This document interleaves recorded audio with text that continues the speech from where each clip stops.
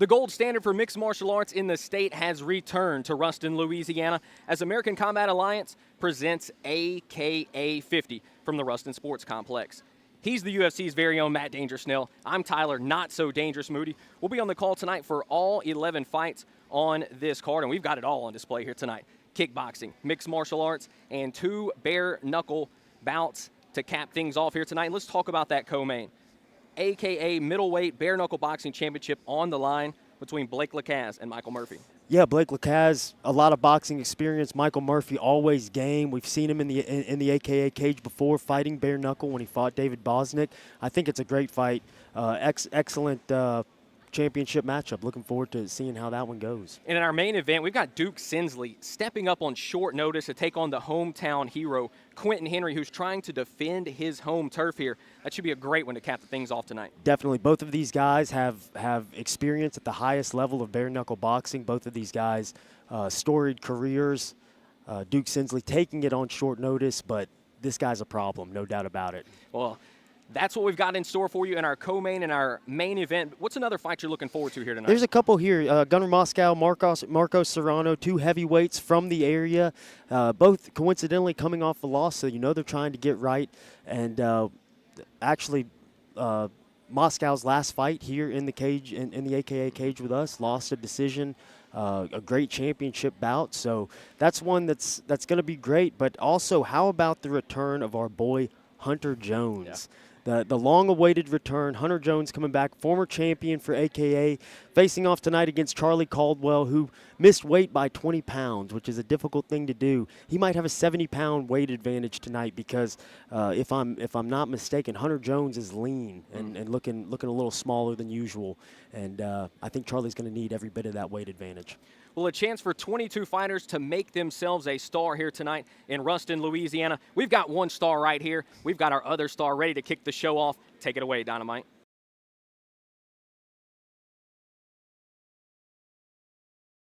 And welcome to AKA 50 here in Ruston, Louisiana.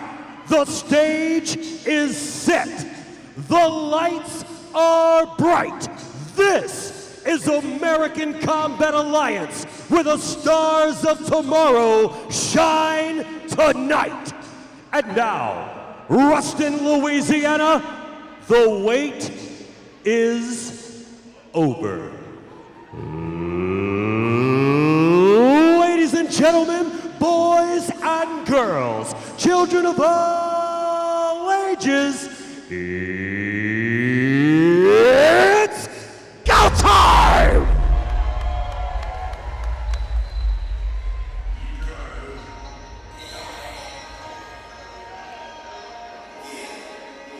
Ready to go from Ruston, Louisiana cage side. I'm Tyler Moody. That's Matt Snell. We are ready for AKA 50. And our first matchup is going to feature Tyson Sheets and Charles Gray.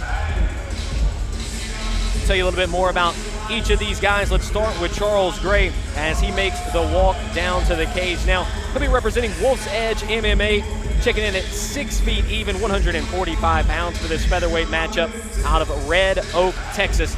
What more can you tell us about Charles Gray, Matt? Charles Gray, guy making his debut tonight, has a sick chain and a great pair of sunglasses. He's ready. Pretty big for the weight class, I thought. Watching them weigh in against each other, it just seemed like he was long and had a decent amount of muscle on him as well. But now that I'm looking at him, I thought he was a 35er in featherweight. But good shaped kid, a kid that trains at a good gym. I expect a well-rounded skill set from him, as always.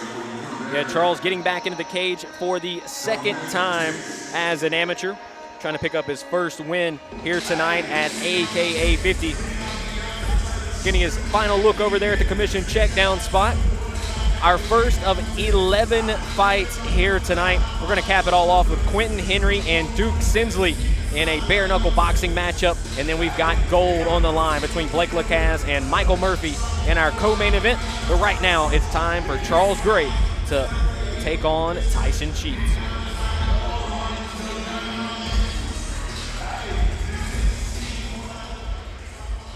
And now, ladies and gentlemen, put your hands together for his opponent.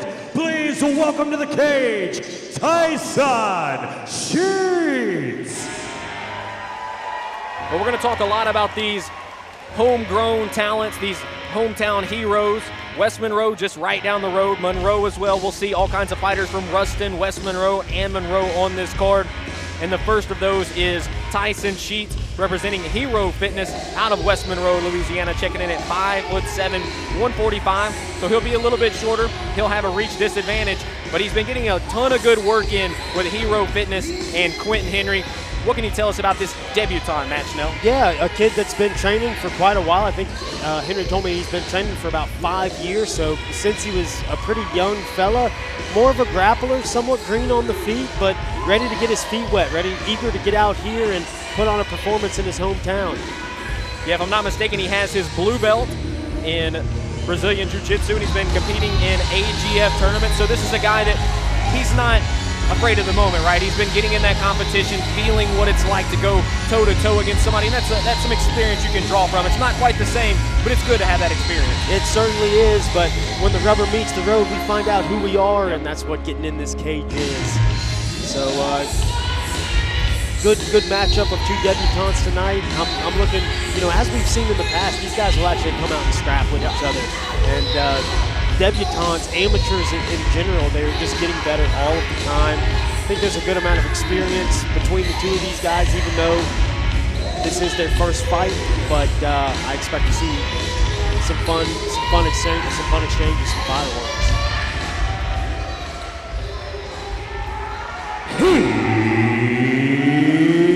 Here we go, fight fans. 3 rounds of mixed martial arts action here to kick off the preliminary portion of AKA 50. This fight goes down inside the featherweight division and is brought to you by J&K Trading Cards and Collectibles in Minden, Louisiana. And now, introducing your first fighter. Fighting out of the Bayou Raps blue corner. This man is a mixed martial artist representing Wolf's Edge MMA. He stands 6 feet even, weighing in at 145 pounds. Fighting out of Red Oak, Texas, here is Charles Hollywood Gray.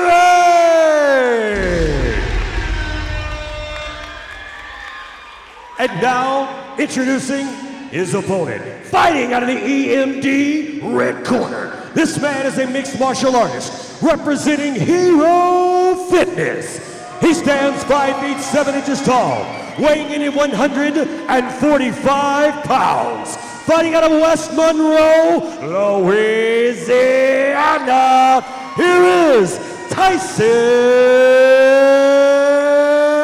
Sheets. Your referee in charge of the action when the cage door closes will be Mr. Basil Bam Bam Mashub. Bam Bam ready for his first assignment of the night. We're ready for our first fight of the night here at AKA 50. Tyson Sheets and Charles Gray. Scheduled for 3 3-minute rounds. Outside low kick. Southpaw orthodox stance, high kick, skips off of the guard of Tyson Sheets. Yeah, giving Sheets something early to think about is Charles Gray.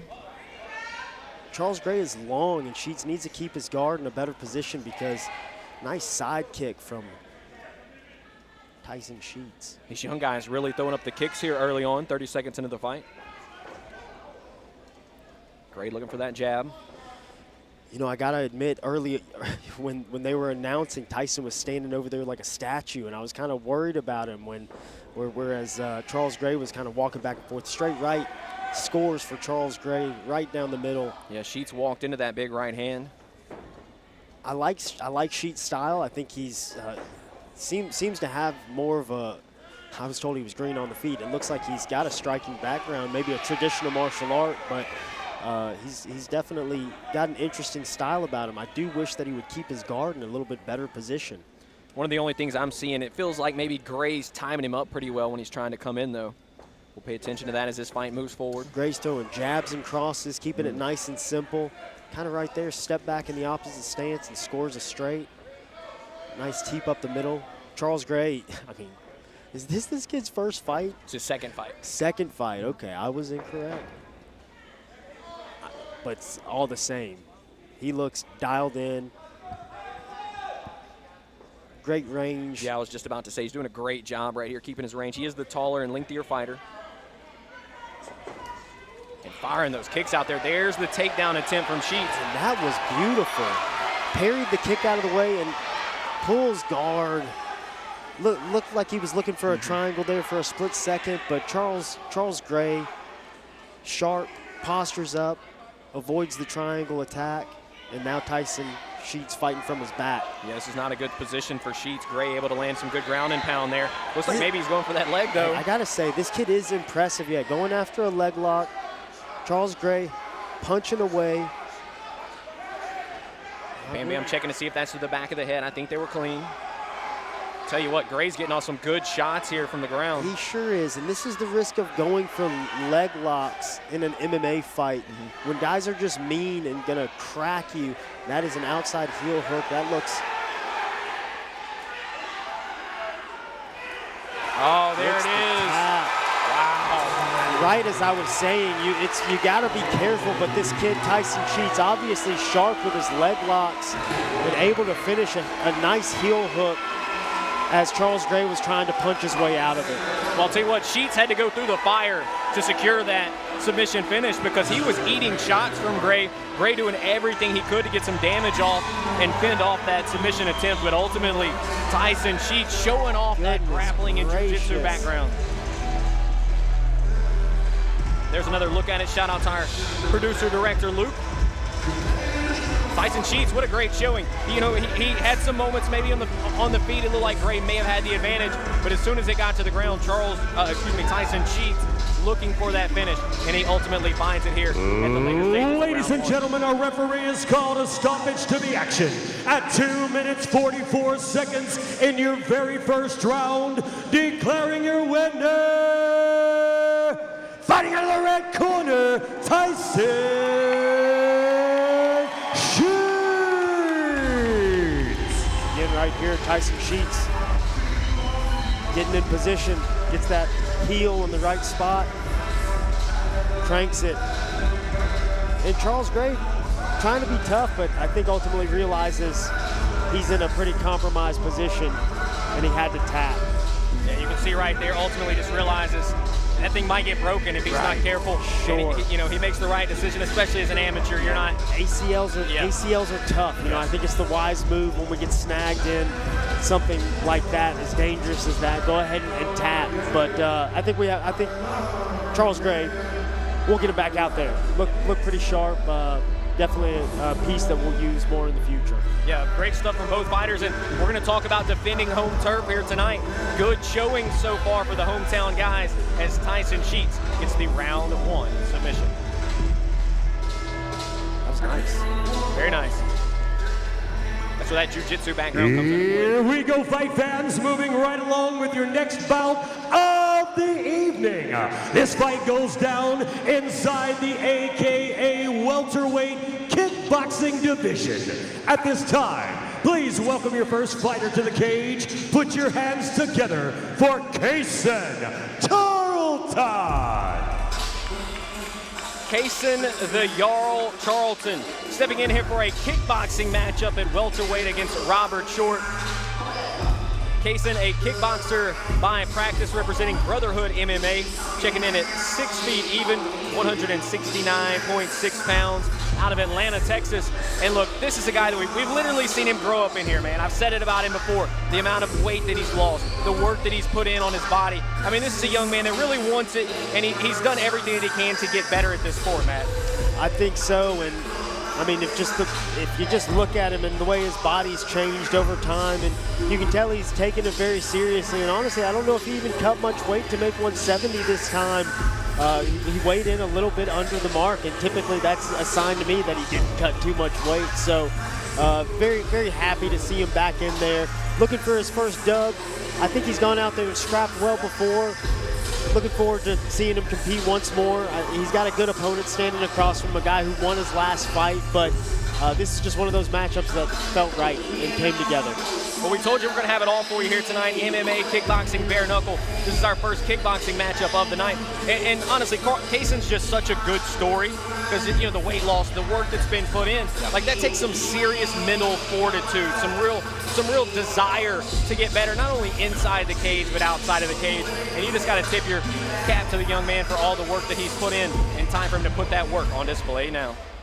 And now, ladies and gentlemen, please welcome his opponent to the ring. Put your hands together for Robert Short. Robert Short, he'll be the oldest fighter on the card here tonight, but do not underestimate him. He's a kickboxer by practice representing Louisiana Black Belt Academy out of Bossier City, Louisiana. 5'10", 170 pounds is what he checked in at. And Robert, coming into this fight, 1-0, made his debut back in April of 2025, got the majority decision victory over Lyle Landry. He'll look to parlay that here tonight into a second win. Absolutely. I think he kind of caught us all by surprise the first time he came out and competed and looked really well and then ended up overachieving and going out there and getting the win. I think all of us were kind of looking at each other sideways like, what is about to happen here? But Robert Short proved that night that he is a fighter. He will go out there and compete. He loves this, spends a lot of time doing this away from his family. He loves his family dearly, so you got to believe it means something to him. And this dude's always chirping at me. He's always in my DMs asking to fight. And this one just felt right, like I said. So let's go, Robert Short. Get out there and do it again, baby. Yeah, he really impressed back in April of 2025. He'll be looking to do it again here tonight. And, you know, it's one of the cool things about mixed martial arts. You can't just step into college football at a later stage. I mean, you know, it's very rare, very, very rare unless they play professional baseball or something. But this is a sport where guys can get out there and test not only their skill, but their will. And I think a lot of times that's what it's about.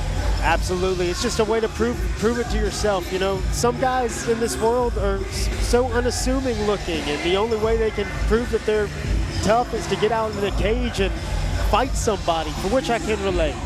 Well, he's proven himself once. He'll look to do it again right now against Kase and Charlton. Here we go, fight fans. Fight number 2 here on the AKA 50 preliminary card. It's 3 2-minute rounds inside the AKA welterweight kickboxing division. This fight is being brought to you by Mammoth Coolers. And now, introducing your first fighter. Fighting out of the Bayou Raps blue corner. This man is a kickboxer representing Brotherhood MMA. He stands 6 feet even, weighing in officially at 169.6 pounds. Fighting out of Atlanta, Texas, here is Tyson, the Charlton. And now, introducing his opponent. Fighting out of the EMD red corner. This man is a kickboxer representing the Louisiana Black Belt Academy. He stands 5 feet 10 inches tall, weighing in officially at 170 pounds. Fighting out of Bossier City, Louisiana, here is Robert Short.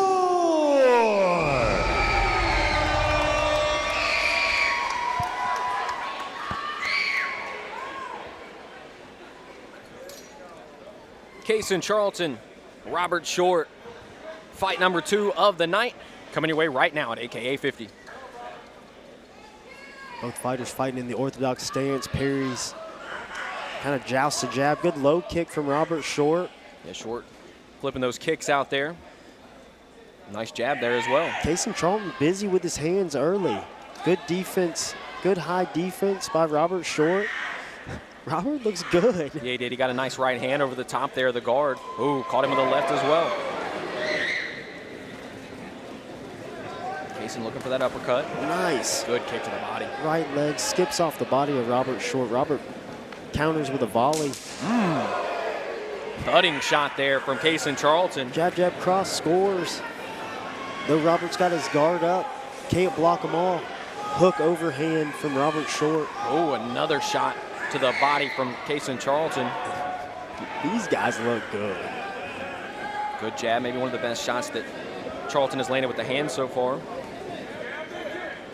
I think it would serve Charlton well to stay on that jab, stay, you know, kind of lean back a little further, use his range. Nice. Find some punches. There it is, you're calling for the jab. He's going back to it once again. Double jab, right leg right behind it, beautiful. Cross kind of skips off the back of the head of Robert Short. Robert kind of just biding his time, letting Charlton stay busy and then trying to wade shots over the top. Sometimes he has success, sometimes he doesn't. Good timing there from Charlton with the jab.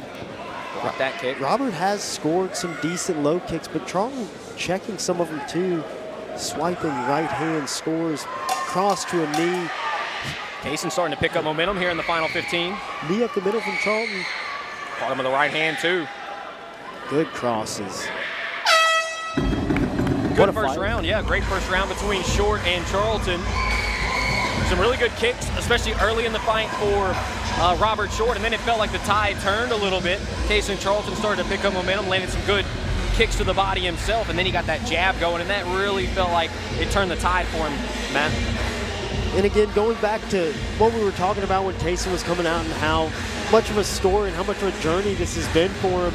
And yeah, he's 0-5, but you know, you match these guys in an appropriate way and they'll get out there and they'll scrap with each other. And I think this Kase is fighting as well as he's ever fought. And vice versa, I think that Robert, we've only seen him once, but he fought very well.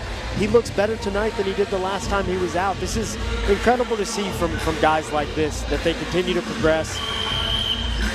Round two about to get going. See what round two has in store.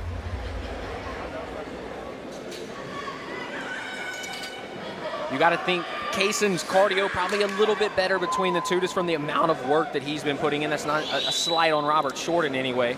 We've just seen the work from Kasen. Something I like about Kasen is he's really not over-committing on anything. He's kind of flicking everything out there, staying at the end of it. Robert Short answered there with two. Would like to see Kasen get his hands up a little bit more when he's throwing those kicks, though. Sure. Yeah, he's taller than Robert, obviously, but he's still standing. Nice hook to the body, scores for Kase and Charlton. Jab there from Robert Short. Firing forward once again. And either of them can have things that they can clean up as far as, yeah, we want to jab and we want that jab to return back to our face and not drop our hand as we jab. We would like to, you know, be a little lower in our base, but a lot of good things going on out there. Both fighters landed a big jab a moment ago, and then a nice right hand to the body from Charlton moments after. Good jab cross from Robert Short, just sends it. Nice. Kase just steps out of the way of a teep down the middle. Something I like Kasen's doing this round is he's gone to the body now 2-3 times, and I think that is a good adjustment. Just big looping right hand snaps the head back of Kase and Charlton. Yeah, Short landed that overhand right, gets another right hand to fall right there. This is good momentum here for our boy Robert Short. Right leg skips off the guard, uppercut splits. Good double jab there from Robert Short. Those are Robert's best moments. Yeah, he's doing a great job, especially in this round. About 10 seconds remaining. A better second round here for Robert Short. He's talking about Kase going to the body, and there Robert Short shows that he'll also go to the body. Kind of got off balance there for a second. I think Kase was able to score a nice shot in there. But overall, felt like Robert Short took some momentum back. Yes, it did. I was going to say, obviously, not the official score here by any means, but I've kind of got to go in 1-1 into this final round. I gave Kase the first. I've got Robert Short taking round number 2. You know, and obviously we'll see what the judges have to say about that, but it feels like everything is up for grabs. Kase has done a good job attacking the body, though. He has, and was putting some combinations together there, but Robert just had so many of those type of moments that made us all say, ooh, when he just looped in some big shots over the top. There's another big right hand, and you know, Kase actually did a decent job of looking that one off. He probably didn't eat that one as clean as the other one, but it just the optics of it. It looked good. It made everybody go, "Ooh, hey." Well, Kase didn't really have that moment in this round, and Robert had a couple of them. So you would think the damage probably in his favor in round number 2. Set for a third and final round. 2 minutes left to decide a winner in a very close fight so far. Robert Short starts the round by lifting his lead leg. Both guys trade jabs. Again, Kase back to the body. Oh, good left hand from Short. Now he changes stances, getting a little tricky out there. Oh, and it works. It sure did, just launches. And he threw the punches straighter from the opposite stance than he does in his typical stance, and it worked. They landed. Hey, Robert Short is game, and Kase and Charlton's certainly. Not what you want to see with about 1:20 remaining in round number 3, especially when Robert Short was having some nice moments there, having some really good moments. Unfortunately, lands one low. Yeah, I got a big smile on my face, and it's not because Kase got kicked in the nuts. It's because these guys are scrapping, and Robert Short is so game. Kasen's got up to 5 minutes to recover. He sure does, and I think it got him right where the sun don't shine. So he should take his time. Yeah, take your time. Hey, no man in here is going to blame you for taking your time after one of those. I can promise you that. Back to the action, though. Didn't take too long. Just over a minute left in this bout. Robert already looked like he was ready to come out and gun a little bit, but something that does do is it just slows down, lets Robert breathe for a little bit, and you know this last minute, these guys are about to bring it. Good exchange. Oh, that knee looked like it went south, but Robert no worse for the wear. Good exchanges here. Kasen's really picked up the volume since then. I think both guys know they need this. Right there, Kase kind of circling out and giving ground to Robert Short where he should have kept him on the cage because he has had some success just lobbing punches at him. But giving up the center, maybe not the best tactic right there. There's good doubled up on the cross. Hard punches there, scoring for Kase. Big shot to the body. Little clinch. Break him up for the final 20. Shot to the body there from... These guys are about to throw down. Standing in the middle of the ring and slugging it out, trying to decide a winner. Wow. Yeah, that deserves a clap for sure.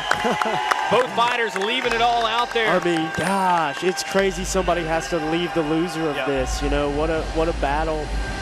You know, I'm not a fan of these kickboxing fights. I'm really not. I'm really, really not.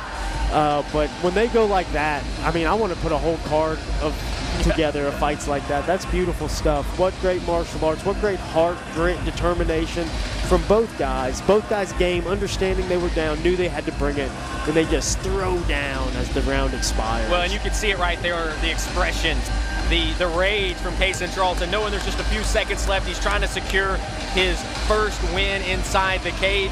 The question becomes now, did he do enough to get this win? Very close fight. I personally had it 1-1 going into that third round, and that third round was the closest round of all three in my opinion. So we'll see what the judges think about this one. Very close bout. Kase had some good moments in that third round.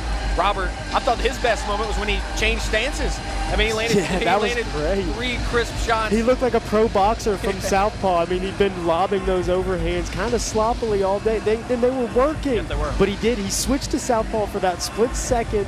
You called it. Inviting's up, bop, bop, right down the middle. Very cool, very fun to watch. Great matchup. I swear I don't know what I'm doing. I'm not sure who's going to be the winner here. Will it be Kase and Charlton getting his first win, or is Robert Short moving to 2-0? Dynamite has the judges' scorecards in hand. Time to find out. Ladies and gentlemen, after 3 rounds of beating and banging inside the AKA kickboxing welterweight division, we are going to the judges' scorecard. Judge number 1 sees this bout 29-28 in favor of Charlton. Judge number 2 has scored this bout 29-28 in favor of Short. Your third and final judge has scored this bout 30-27 in favor of your winner by split decision. Fighting in the blue corner, the Euro, Kase Charlton. The ref raised the wrong hand. Kase Charlton gets it done. I mean, honestly, what a scrap. And I think it was a justifiable split decision that was so difficult to know who the winner was. Great fight by Robert Short. Great fight by Kase Charlton. Again, it's good to see Kase get a dub, though. My goodness. And that's exactly what I was going to say. You could see the expression, almost the relief on Kase's face. You can see the jubilation. This is his first win inside the cage. He has put in so much work. And, you know, a lot of people, when they have walked out of the cage on the losing side so many times, they can lose faith. They can not want to step back in there. They can walk away from the game. He has only tried to get better and wanted to prove it to himself, and his determination here tonight leads to his first victory, and a well-earned victory, too, because he had to go out there and get it. Robert Short gave him all that he wanted. Great showing by both Robert Short and Kase Charlton, but it's Kase Charlton who comes away with the victory. And we're going to keep the kickboxing going. Next up, we've got Haley Diome and Micah. Here we go, fight fans. Moving right along with your next bout of the evening. We will stay in the kickboxing division. This time, bantamweight action coming your way here in the prelims of AKA 50. At this time, please welcome your first fighter to the cage. Put your hands together for Micah Reic.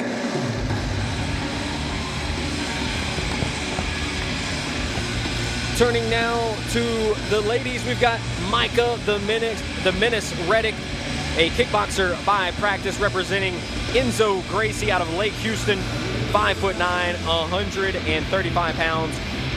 Representing Houston, Texas, and Lake Houston, here is Micah Reic. What more can you tell us about Micah? Micah Reic training at Enzo Gracie, Lake Houston, which used to be right around the corner from where I live, the gym that I'm very familiar with. Very happy to get some of the Lake Houston crew here representing. She's got Lester Ventress and Lester Ventress Jr. in her corner. Lester Ventress Jr. Fighting for Fury this next weekend. And yeah, Micah, a young lady that I've trained with quite a bit and shared the mat with, and you know, excited to see her get out here. She wanted to fight an MMA fight. She was looking for an MMA fight. This was just the opportunity, and honestly, I wouldn't be surprised if we end up fighting these girls in MMA in the future. Just about to say, yes. I know Haley Diome has plans in the future to move to MMA as well. I know she wanted to fight one or two more kickboxing and then move to MMA. I could easily see this being a fight in the future. One other thing, you know, I saw this on Instagram that Micah had posted the amount of weight that she had cut in order to make this weight, be ready for this fight. I mean, she is jacked. Yeah, and Micah's actually very tall, and she's still well built. So this is impressive. And from what I understand, she actually made the weight pretty easy. And I mean, they were kind of like, I'm sure, but she is every bit of a 135er. I think she has all the dimensions. I think she's young. We need to let her grow and cultivate and let her grow a little bit. And I mean, look how she's jacked. Yeah. She's more jacked than I am. Me too. Good golly. Looks great. This is going to be a scrap. Yeah, she checks in at 5'9". She'll be 4 inches taller. She'll have the reach advantage in this fight. We'll see if that comes into play as Haley Diome gets ready to make the walk.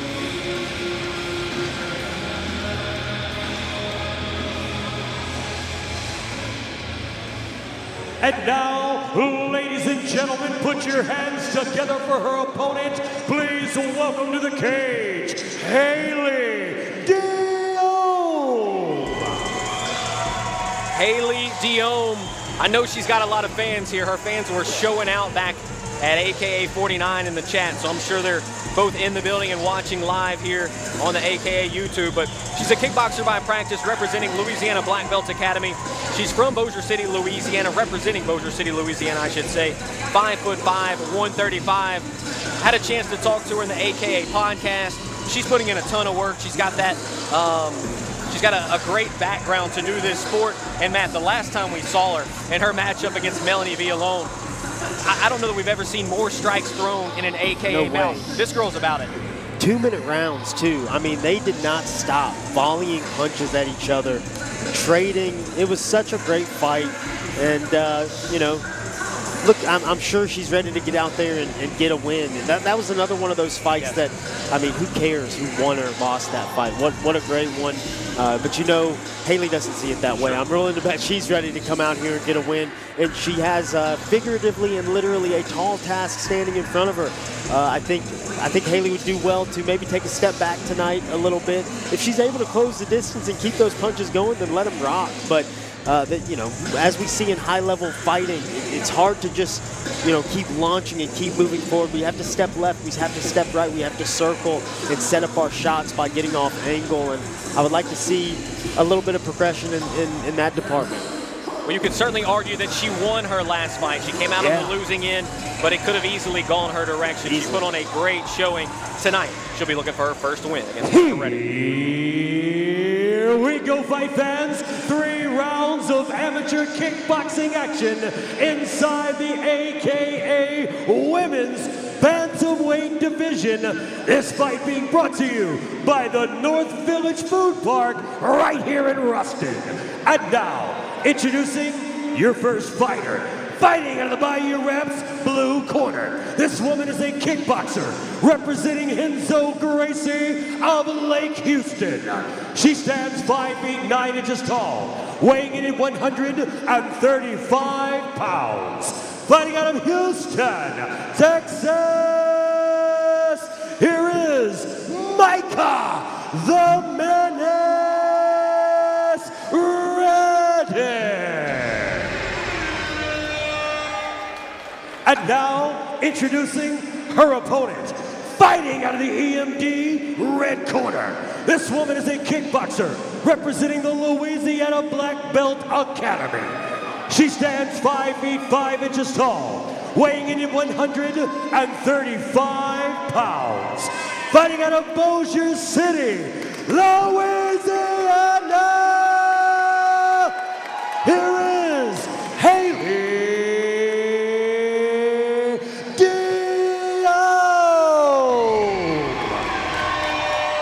Referee in charge of the action when the cage door closes, Mr. Kerry Mullins.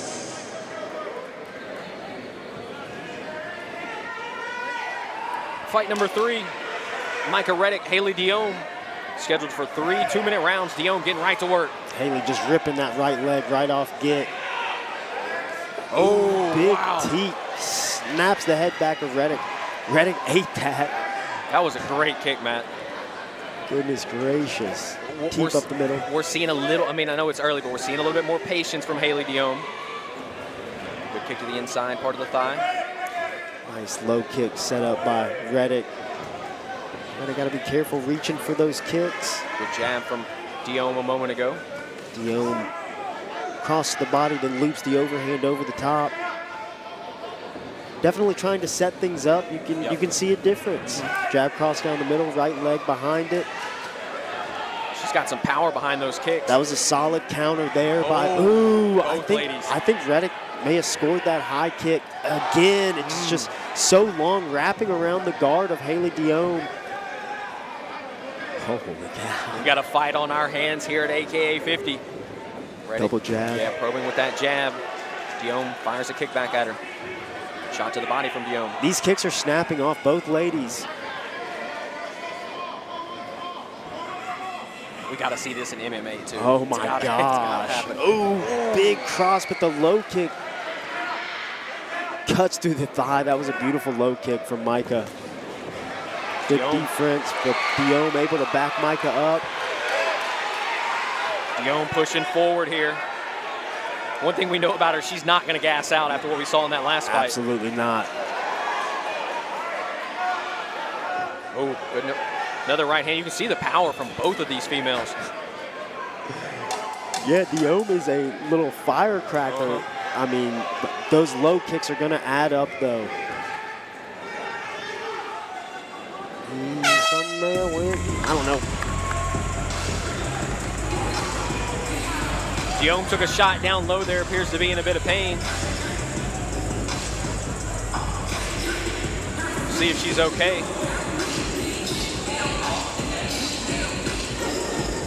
But what a first round between these two Holy ladies. I mean, they cow. were just, from the get, like you said, going at it, going toe-to-toe. Both had some really special moments. Strong stuff from both ladies, definitely. It seemed like early on, Haley just kind of overwhelming Micah with activity, but Micah able to reel it in a little bit, step back, find some moments of her own. Two big high kicks. Yep. You know, I think those were the biggest There's one things right at there. the moment. It did skip off the guard, but it was the right hand behind it that sent Diome a little off balance there. But this high kick did find the target, and it was very nice. So those were big moments. Tough ground to score. Maybe Diome just because she had a lot of good moments. I was going to say she had more volume, maybe the bigger shots belonging to Micah Reic in that round, but it felt like Diome, you know, more volume, probably landed more in that first round, but that's a tough one to judge for sure.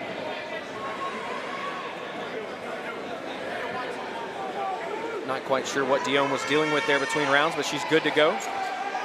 Not for me to comment on. I'm leaving it alone. Ready to go in round number 2. Both girls look to be well conditioned. These 2-minute rounds are not wearing them down. Back to the action we go. Oh, good right hand is Reic trying to push in.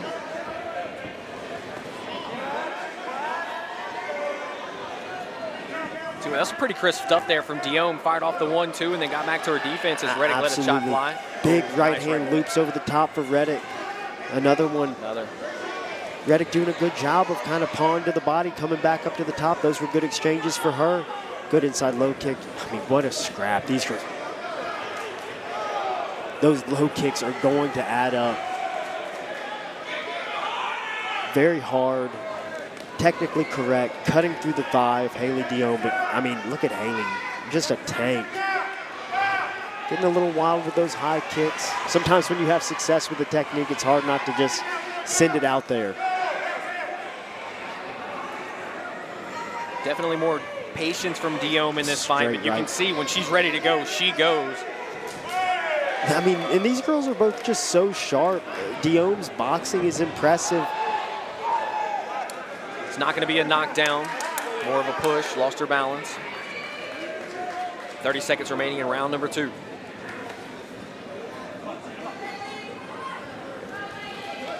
Beautiful right hand to the body, left hook to the head. Again, Reic doing a great job, sending it at different levels. Throwing that high kick up there once again.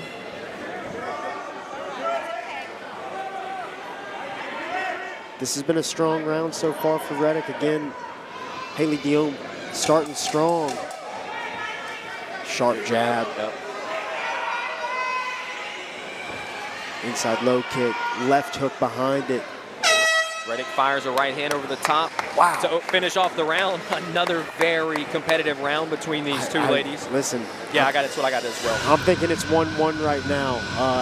Haley did, but honestly, it's been so close. It could be 1-1. Sure. It could be 1-1 the opposite. Well, like, and one it thing could be 2-0. Yeah, It's and hard to say. One thing I will say, we also saw in that last fight, we both thought that Robert Short won that second round. One of the judges gave Kase Charlton all 3 rounds. Okay. Yeah. So, you know, it is something to pay attention to here. We'll see what obviously, we're not the judges. We're just calling it like we see it. I've either got it 1-1 here, potentially 2-0 Reic, maybe. But I do think Haley had a really strong first round, especially with the volume. That second round, it felt like Micah Reic just had a few more better moments, though. Yeah, Reic kind of finding her moments, and you know, even right there, getting the left leg over the, you know, looping over the guard. She kind of started getting her timing, getting her range, getting her combos. She had a beautiful low kick setup that was just picture perfect. Haley Diome, though, always dangerous, still sharp, right down the middle. Return to sit, you know, she lands stuff, all good, sharp, right down the middle. So. And Haley's so good technically, you can see it. I mean, she is really technically sound. And one thing she just did when she got up off the stool, she let out a loud yell. She's ready for this third round. She loves this, and we'll see what these ladies have in store. Anybody's for our third and final. Micah kind of starting behind that long jab. Beautiful right leg from Diome to the midsection. Double jab. Right leg skips off the guard. A low kick from Diome. Yeah, Diome's defense a little bit more sound in this round as well. She's dealing with that high kick. She's kind of putting the pressure on Micah. Big cross. The jab of Micah snaps Haley's head back for a second. Again, jab, cross to the body, left hook to the head. It's been a good combo for Reic. Cross. She's winging them now. What a busy moment there for Micah Reic. That felt like 10, 15 seconds of just straight offense from her. Nice low kick. Micah not just kicking the leg, but also doing it at a great angle, turning over. Those low kicks are devastating. And Haley Diome just continues forward. Holy cow. Yeah, that reach advantage for Micah Reic on display in this third round, though. Final 45. Good jab. Strong round thus far. Both girls giving it their best. Knee from Micah Reic. The corner was calling for it. Okay, very close. What a scrap. Micah just turning the pressure up. Stumbles Haley Diome. Micah has gotten stronger as the fight has worn on. Doing such a beautiful job of punching at different levels. Has been so consistent. There she goes again, attacking the body. Beautiful right hand from Diome. What a scrapper. Wow. I'll tell you what, that last minute for Micah Reic, she never stopped. She was on the offensive the entire time, pushing forward, letting it fly. What a fight between these two ladies, Haley Diome and Micah Reic, going toe-to-toe. Again, it's another one of those fights where it's like, do we really have to have a loser? Ladies and gentlemen, it really we is. have a white Nissan Pathfinder, license number 957 FCI. A white Nissan Pathfinder. You need to move your vehicle or the Ruston police is going to tow you. White Nissan Pathfinder 957 FCI. You gotta go.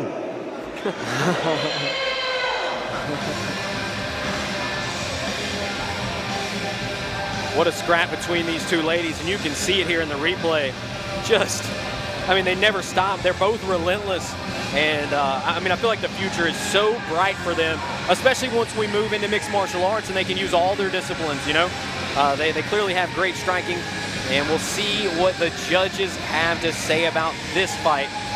All right, everybody, how about a big round of applause for both of these fantastic female warriors? Ladies and gentlemen, after 3 rounds of fast and furious kickboxing action, we are going to the judges' scorecard.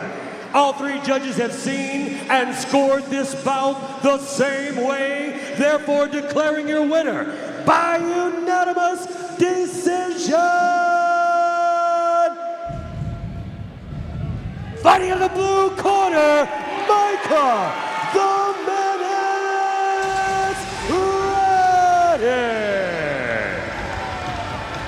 You know, it's so easy to pull for Haley Diome, but I do think the judges got that one right. I do too. You know, I had it 2-1. I gave Haley the first round. I gave Micah the last 2. Haley, she stayed on her offense, such a stud. My goodness. I mean, what a fight. Both ladies. And again, yeah, Haley Diome could easily be 2-0. She's 0-2. I think this one was definitely a little more justifiable. Yep. The last one was a little closer just because she finished so strong. Haley's still so game. And I mean, gosh. It is just such a shame that one of them had to come up short. Well, hopefully we'll see them back facing off again in the future in mixed martial arts. They both have plans to move to MMA, as Matt said. Micah Reic wanted this fight to be an MMA bout. Haley wanted a couple more kickboxing fights before she moves into mixed martial arts. This could be one we see again in the future, and maybe Diome can get her revenge in MMA. Next up, we've got Leonard Ventress and Devonte Anderson in what should be a good one. Here we go, fight fans, moving right along with your next bout of the evening. This will be your final bout on the preliminary portion of the AKA 50 card, and it goes down inside the middleweight division. At this time, please welcome your first fighter to the cage. Put your hands together for Devonte Anderson.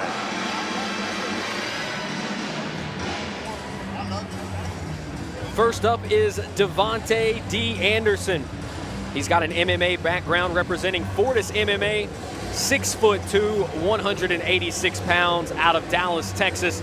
He checks into this fight with a 2-2 record. He fought Nicholas Moses back in August of 2025, and let's just call it what it is. He looked like he was about to really get things going in that fight. It looked like he was probably, I mean, look, who's to speculate? But he ended up taking an up kick from Nicholas Moses. Got knocked out by Nicholas Moses in one of the more surprising and crazy finishes. But Devonte Anderson, this guy's got a ton of talent, Matt Schnell. In training at Fortis MMA, you know you're getting great work in. Yeah, absolutely. Devonte, just one of those guys. He does everything right, has the look about him, diets well, cuts weight well, shows up every day. He's a consummate. I mean, he's there. If I'm there, he's there, and he's been there. And just one of these guys that stays working, and really excited to see him get in there tonight. He's got a tough one in front of him tonight. He's got a task because Leonard Ventress is a specialist, and you better believe he's going to have to down block. He's going to have to defend a couple of takedowns tonight to keep it on the feet. Not that he can't fight off of his back. And honestly, that's something I kind of worry about, because sometimes when we develop those games, we're just like, heck, I'll just grapple. But I would like to see him stay upright tonight if he can. It's going to be tough. Leonard shoots and he scores. And now, Ruston, Louisiana, show your love for his opponent. Here is Leonard Ventress. Leonard Ventress representing Triad Martial Arts Academy of Ruston, Louisiana.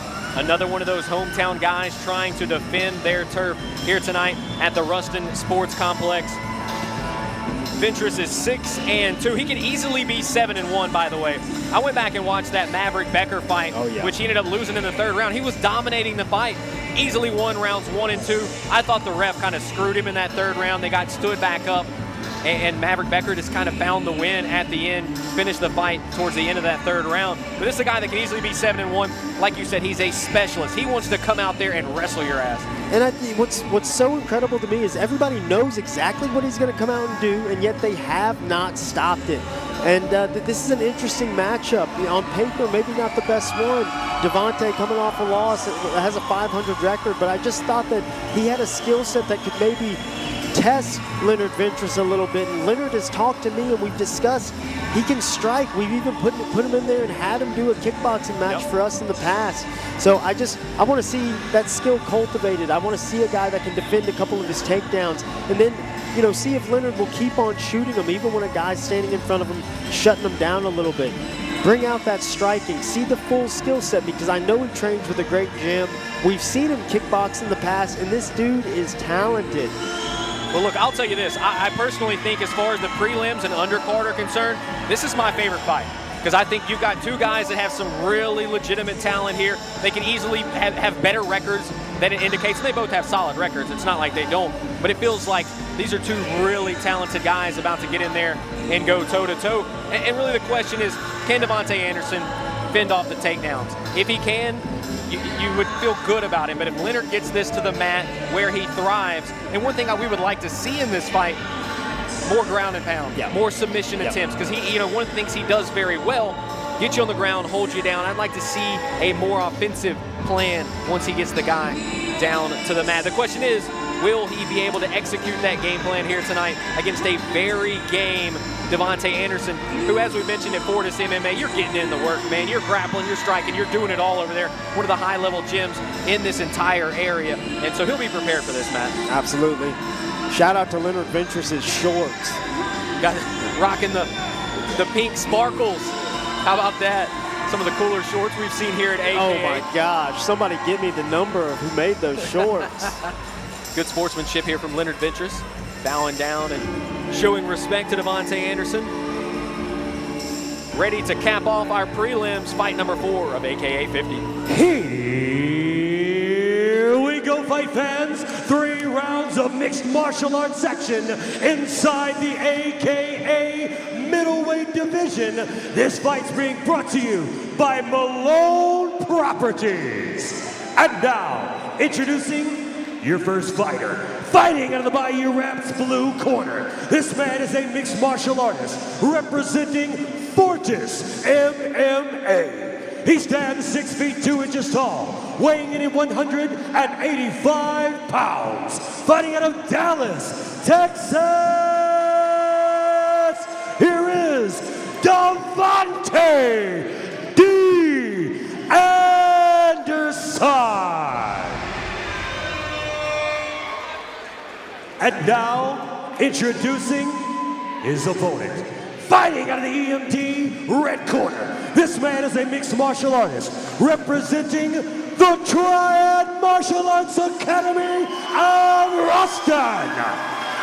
He stands 5 feet 10 inches tall, weighing in at 185 pounds.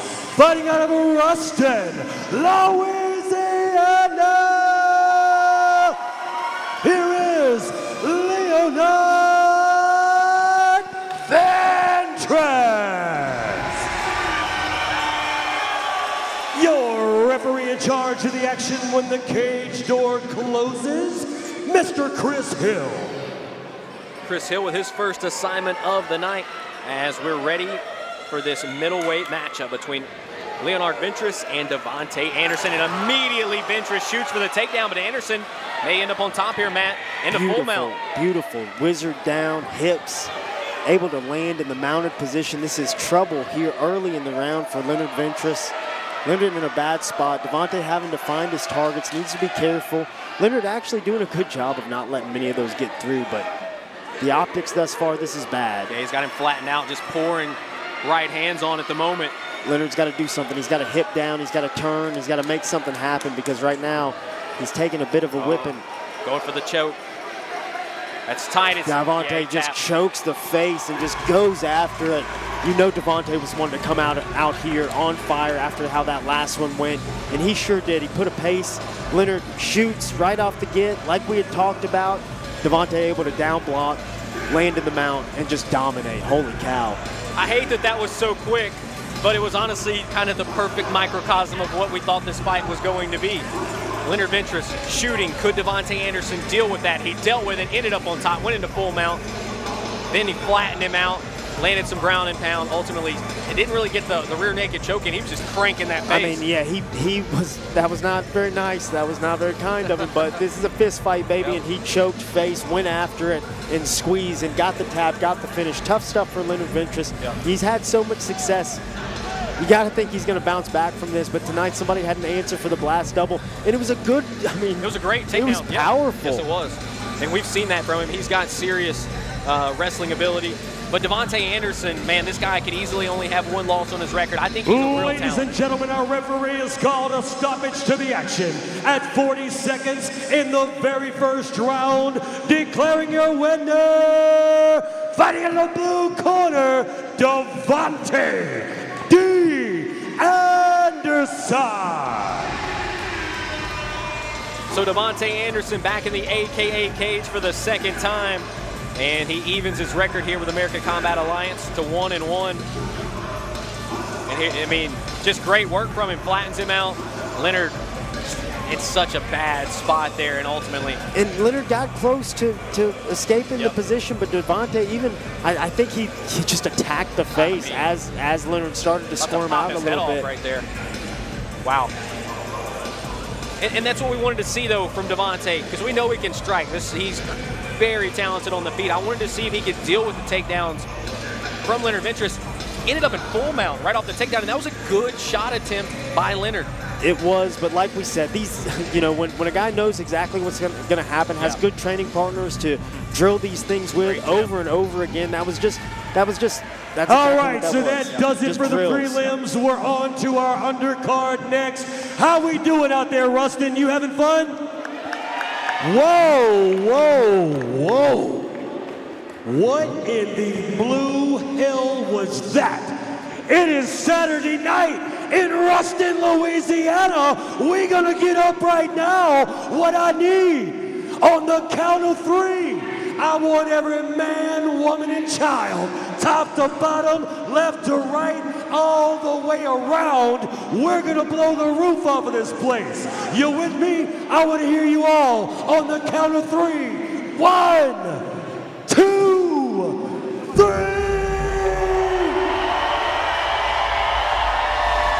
Now that's how you get it done, Ruston. Well, right now, we're gonna take our first pause for the cause, a quick intermission, step outside, smoke them if you got them, grab yourself an ice cold liquid libation to ease your frustration, and we're coming back with more here at AKA 50.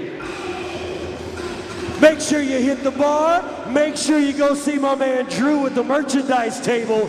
Get you an AKA t-shirt.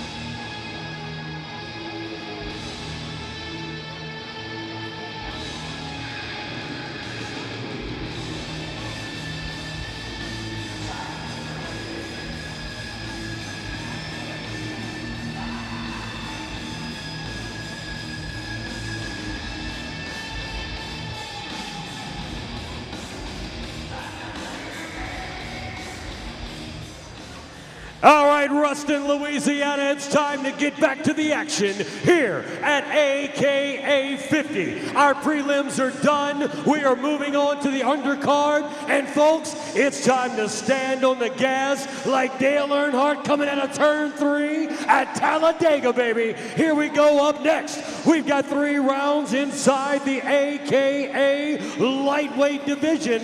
This fight's being brought to you by Carl Malone Toyota.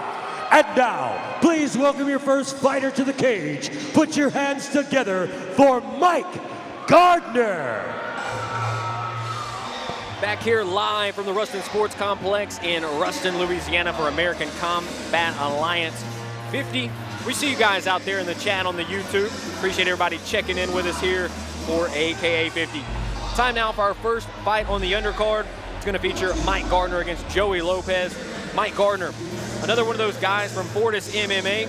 He's a freestyle fighter checking in at 5'11", 155 pounds, out of Dallas, Texas. What more can you tell us about Mike Gardner? Mike Gardner coming in with a record of 0-1. I believe he actually fought a eventual teammate of his in Caleb Ernst, and just one of those things. Maybe kind of walked out there a little earlier than maybe he needed to. Switched over, started training with Fortis MMA, and has been looking for a fight ever since. This guy's been chirping at me for a long time. Happy one came together for him tonight. Long, lanky guy. Seen him on the mat quite a bit. Seems to have a well-rounded skill set. Much of what you anticipate you'll run into from these guys over at Fortis MMA. Yeah, if I've got things correct here, he had a Muay Thai bout back in January of 2025. He'll be making his MMA debut here today, if I'm not mistaken. So, be looking to see what he's, if that's correct, if I'm seeing that correctly here. Either way, Michael Gardner getting ready to step back in there against Joey Lopez for this matchup at lightweight. And again, another one of those Fortis guys, we talked about it a moment ago with Devonte Anderson. They're going to be some of the most high-level guys that you're going to see in this area because they just put in such good work over there, and we saw it on display in the Devonte fight. Yeah, and to be honest, it's just the bodies they have at their disposal. They have so many dudes that are good and high level that they can train with, bounce ideas off of, and ultimately cultivate their skill sets with. And I've been impressed with this group of guys, and a lot of them don't have many fights. I mean, Mark Gardner, 0-1, has 1 fight ever. And just, you know, it is what it is, though. They train at a high level. And now, Ruston, Louisiana, get up and show your love. Here comes Joey Lopez. You can hear the pop from the crowd here in Ruston because another one of their fighters are getting ready to make the walk. This time it's Joey Lopez. He's got a wrestling and jiu-jitsu background, representing the Triad Martial Arts Academy of Ruston, Louisiana. 5'7", 155, so he'll be the shorter fighter. He'll be at a reach disadvantage in this fight, but he's got that wrestling and jiu-jitsu background, Matt. Absolutely. You know, hopefully he's got some good level changes and some good takedown variances in his game so that he can come out here and put some things together. If he's more of a grappler, he's going to want to close the distance. It's obvious one of those things that we want to do. Mike Gardner, very long, lanky, rangy. But Joey Lopez fighting in front of his hometown, trains with Triad. You know, he's also, these guys are on the rise. These Triad guys all the time impress me every single time they walk out there. Led by a great coach in Josh Lee. And you know all their guys can grapple. There's no doubt about it. And if you look at so far at the card or the results for Joey Lopez, he's had 2 grappling matchups. Won the last one by armbar over Drew Arbor. And so tonight he's making his MMA debut. So this should be a good matchup here. You've got the grappling and the jiu-jitsu prowess from Triad Martial Arts Academy and the very well-rounded skill set of Fortis MMA. Excited for this one as Joey Lopez is prepared for an MMA battle against Mike Gardner to kick off our undercard. Lopez has cleared the commission check-down spot, making those final steps into the cage. And you can hear the crowd trying to will him to victory here as he is set to do battle with Mike Gardner. Here we go, fight fans, 3 rounds of mixed martial arts action inside the AKA lightweight division. This fight's being sponsored by Carl Malone Toyota. The mailman always delivers. And now, introducing your first fighter. Fighting out of the Bayou Raps blue corner. This man is a freestyle fighter representing Fortis MMA. He stands 5 feet 11 inches tall, weighing in at 155 pounds. Fighting out of Dallas, Texas, here is Mike Gardner.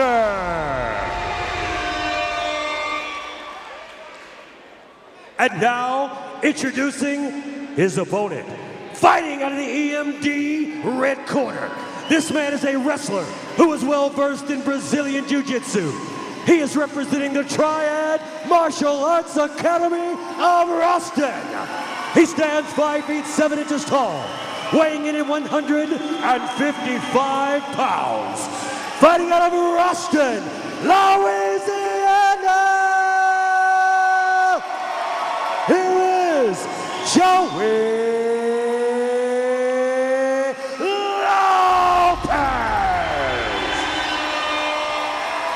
Got to think this is a similar matchup to the one we just saw between Ventress and Anderson. We'll see how long it takes Joey Lopez to try and get this to the mat. We are underway with our 5th fight of the night. Sharp jab cross right down the pipe to get the round going. Inside low kick from Lopez. Eats the cross. Decent head movement there from Joey Lopez. Head moving side to side, just staying offline. Fake that level change. Just got to be careful. That cross is powerful right there. Huge shot. Just finding himself at the end of that straight right hand. Tough stuff. Looks like he's recovering fairly quickly. Mike Gardner has some serious boxing skills, though. He's just sending that right hand straight and true, and it's finding the chin of Lopez over and over. And we've seen some decent head movement from Joey Lopez, but he's just staying right on line with that cross. And even right there, the way he's fading back, he's got to be careful because Mike Gardner's not far off. I think he's got to try and shoot for a takedown here before too long. Right now, he's certainly losing the battle on the feet. Just being patient, staying behind that jab. Left hook, straight right hand just stuns Joey Lopez again. Gardner doing a good job here, causing some damage.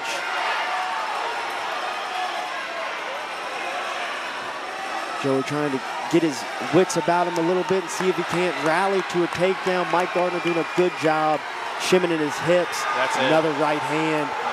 The ref needs to seriously think about stopping this fight. These are big punches. Joey's so tough, but he goes down again. This has got to be close to the end here. Mike Gardner pouring it on Joey Lopez. Joey's so tough. Now it looks like Gardner looking for a choke and lets it go. Now he's going to go back to attacking.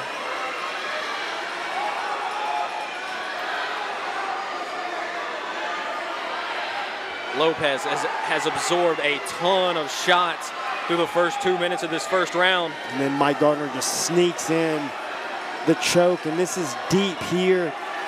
Looks like Joey's got to be careful. Joey Lopez so tough. Mike Gardner has put up a sensational first round. Looks like Mike has lost the hooks, but it seems like Joey's still battling a little bit. Mike regains position, tries to go up top, gets too high. Yeah, too high.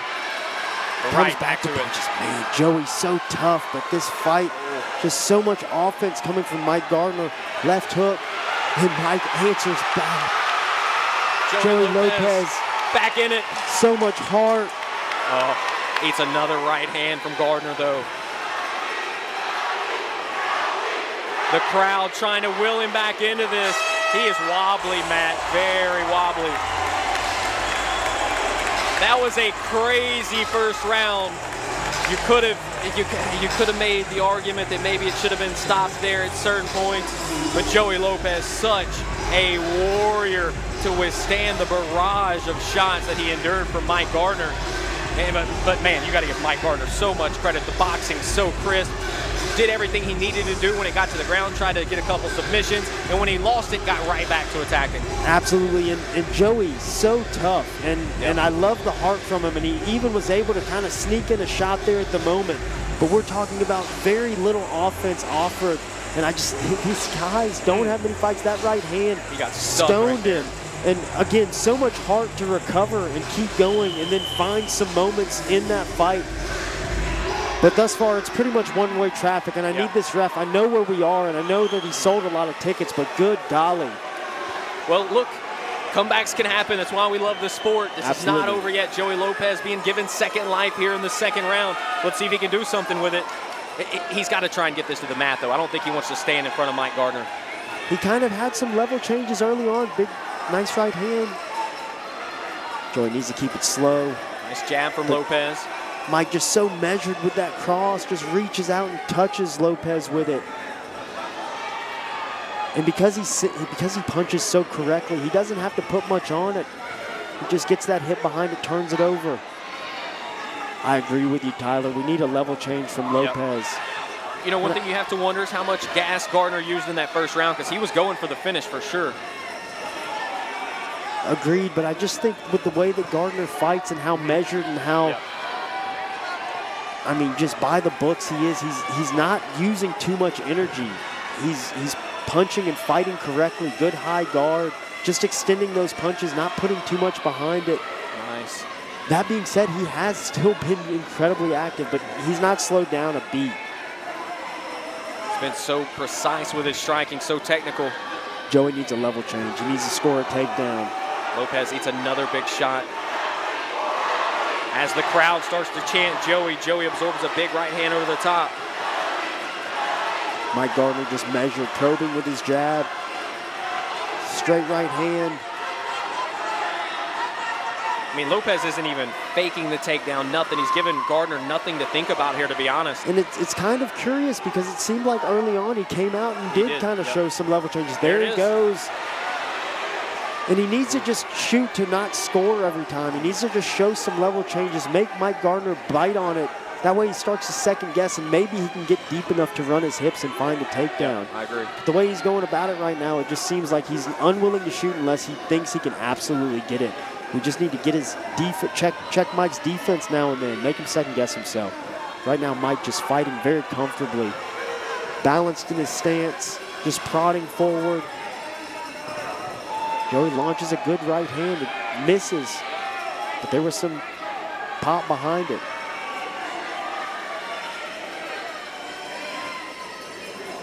Just inside 45 seconds to go in round number 2. Gardner looking to the body now. Back to it once again with the kick.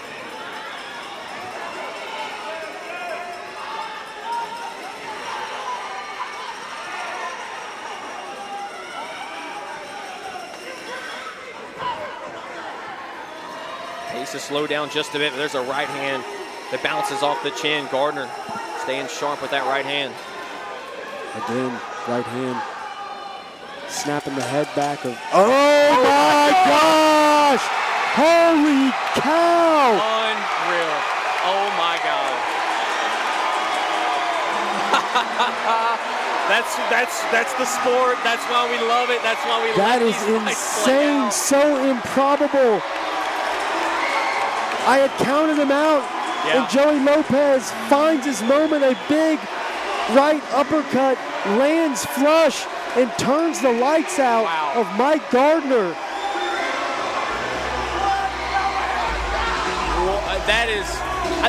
That's the greatest comeback I think we've ever seen at AKA. I mean, it really felt like right Joey Lopez on the button, had nothing to offer up, and then he just fires this uppercut, a Hail Mary that lands at the end of round number 2, and he puts Mike Gardner to sleep in front of his fans here in Ruston, Louisiana. What a showing, what effort, what heart by Joey Lopez. That is why we love the sport. That is what's so compelling. Even when we think a guy is down and out, all he needs is one moment.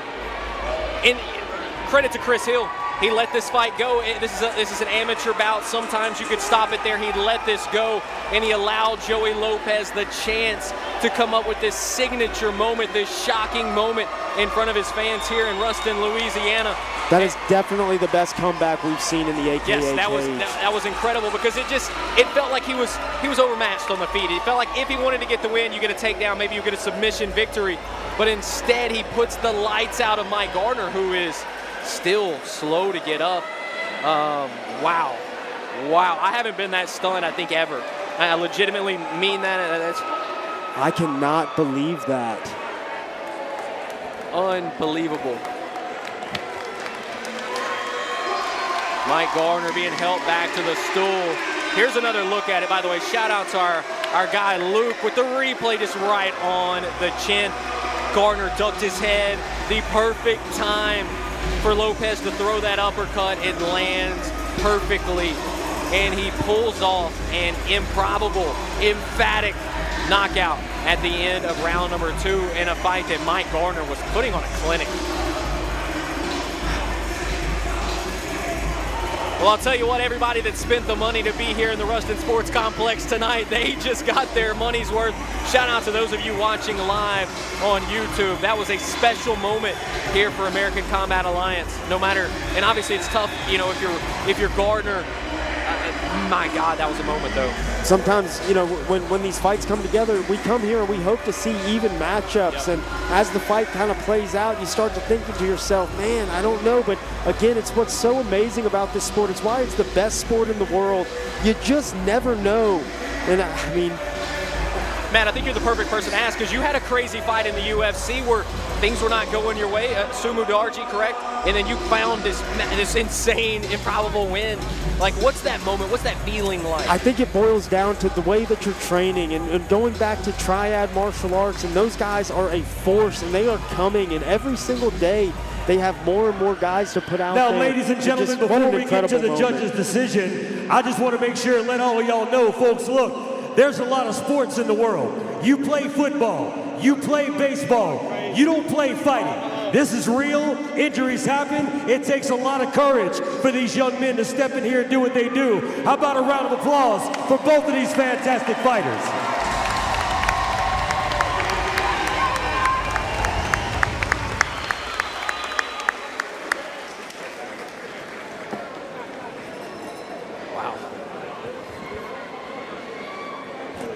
Gardner back to his feet. Dynamite. Ladies and gentlemen, our referee has called a stoppage to the action at 2 minutes 53 seconds in round number 2, declaring your winner by way of knockout. Let's hear it for Joey Lopez. What a moment for Joey Lopez here in his hometown. The comeback king right there. The Holy comeback cow. king. Golly.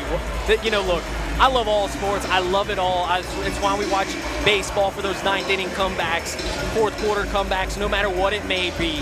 It's that moment where you dig deep, you find a way to win the game, to win the fight. And that was that moment for Joey Lopez, a perfect microcosm of determination and sheer will and toughness, because he was down in this fight for sure. He had some real dire moments, and you just can't say enough about the wherewithal of Joey Lopez to come up with that shot. What a sneaky shot, too, a crafty shot.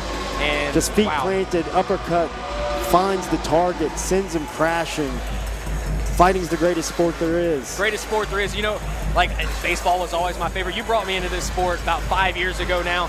This is the best sport in the world. There's no doubt about it. This is the best sport in the world. And it's because of moments just like that. You know, we don't see all the effort and energy that goes into the training, but we do see these miraculous knockouts, these big moments, these fighters realizing their dreams, and it's why we as fans love it. And we got the best seat in the house. I got the best seat in the house. You do this professionally. You do this at the highest level. You really live this game. And these are moments that I'm appreciative for. Thank you for bringing me in on this, because, man, it does not get, that is pure So how about it, Ruston? Are you not entertained? And here we go, ladies and gentlemen. Prepare yourselves, because up next, we are going to unleash the heavyweights, the big boys, the mastodons of muscle will take the cage next. Up next, ladies and gentlemen, we've got 3 rounds inside the heavyweight division being brought to you by our friends at Benoit Motors. And now, please welcome your first fighter to the cage. Put your hands together for Charlie Caldwell.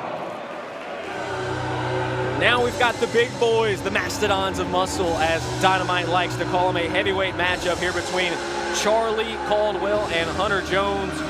Charlie Caldwell, a Kimbo practitioner, 5 elements is where he trains at. 6 feet tall, 265 pounds, I might add, out of Shreveport, Louisiana. Weighed in at 285 pounds. Weighed in at 285. And that's kind of the storyline of this fight a little bit. Charlie Caldwell coming in overweight, and he's going to be quite bigger in this fight match now. He needs to make his walk to the cage now. Yeah, I mean, an interesting character, a guy that reached out to me and said he wanted to go, wanted to fight. Charlie Caldwell getting some FaceTime in there on the stage.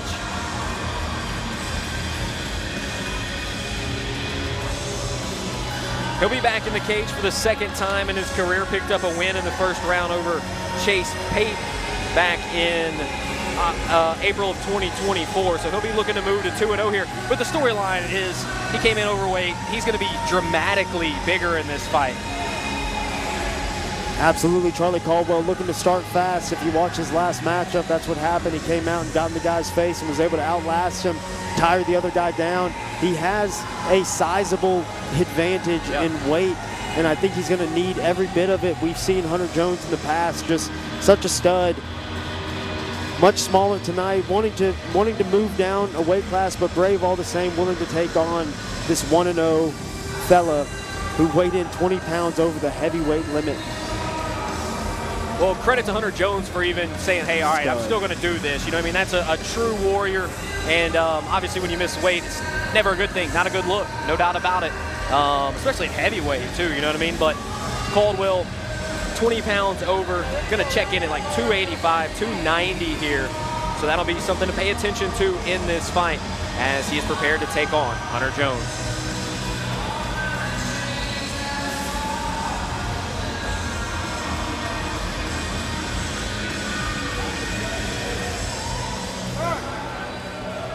And now, ladies and gentlemen, put your hands together for his opponent. Please welcome back to the cage, the big dude, Hunter Jones.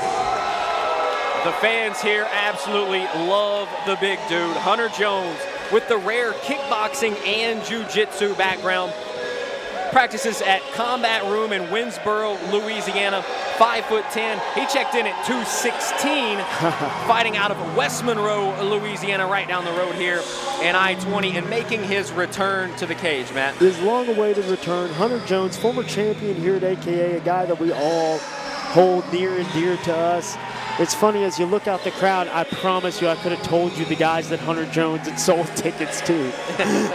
And Hunter Jones is a barber now. He's been back training for a little bit, started chirping me, told Miss Amber that he thought that he had been training enough and wanted to come out here and fight tonight. And we were more than happy to have him back in the AKA cage. Such a stud. To me, one of the more memorable guys throughout the entire process of commentating and being a part of AKA for myself. And it's such an honor to have him back in the AKA cage for me. A great character, a guy that I loved watching him fight 6-7 years ago, and I have a feeling I'm going to enjoy watching him fight again tonight. Well, speaking of 6 years ago, July 12th, 2019, he knocked out Darnell Trotter to claim the title here at American Combat Alliance. He's had a lot of time off since then, a 5-year layoff for Hunter Jones, but tonight he steps back in the cage in front of his friends and family here in Ruston, Louisiana. And he'll have this task of Charlie Caldwell standing in front of him. Did he say, what made him want to come back. Is a 5-year layoff. It's quite the sizable layoff. You know, obviously you can see he's lost quite a bit of weight. Yep. And he'd been working out and he'd been training again. And it was just like, heck, man, I'm doing all this work. I might as well get back out there. And I understand that sentiment, no doubt about it. This dude was fireworks years ago. You wanna hope that he comes out here and he's able to reclaim some of who he once was, because if he can do any of that, I think we're in for a treat. And Hunter Jones, I thought he was the real deal back in the gap. He looks like he's in great shape tonight. Let's see if he can return back to form. Here we go, fight fans. 3 rounds of mixed martial arts action inside the AKA heavyweight division. This fight being brought to you by Benoit Motors. And now, introducing your first fighter. Fighting out of the Bayou Raps blue corner. This man is a Kaju Kimbo style fighter representing 5 elements. Kaju Kimbo. He stands 6 feet even, weighing in at 265 pounds. Fighting out of Shreveport, Louisiana. Here is Charlie Chuck Lee Caldwell. And now, introducing his opponent, fighting out of the EMD red corner. This man is a kickboxer who is well versed in Brazilian Jiu-Jitsu. He is representing the Combat Room of Winsboro, Louisiana. He stands 5 feet 10 inches tall, weighing in at 216 pounds. Fighting out of West Monroe, Louisiana. Here's the big dude, Hunter Jones.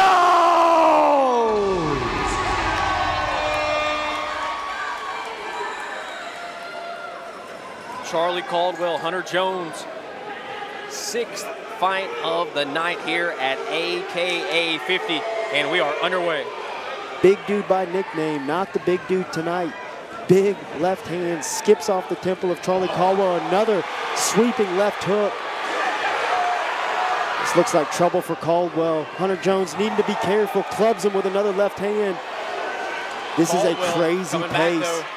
This is a crazy pace for heavyweights. And Hunter Jones sleeps Charlie Caldwell, slumps him unconscious against the fence. What a crazy scrap from the heavyweights. Hunter Jones is back at AKA 15. He does it in front of his hometown fans.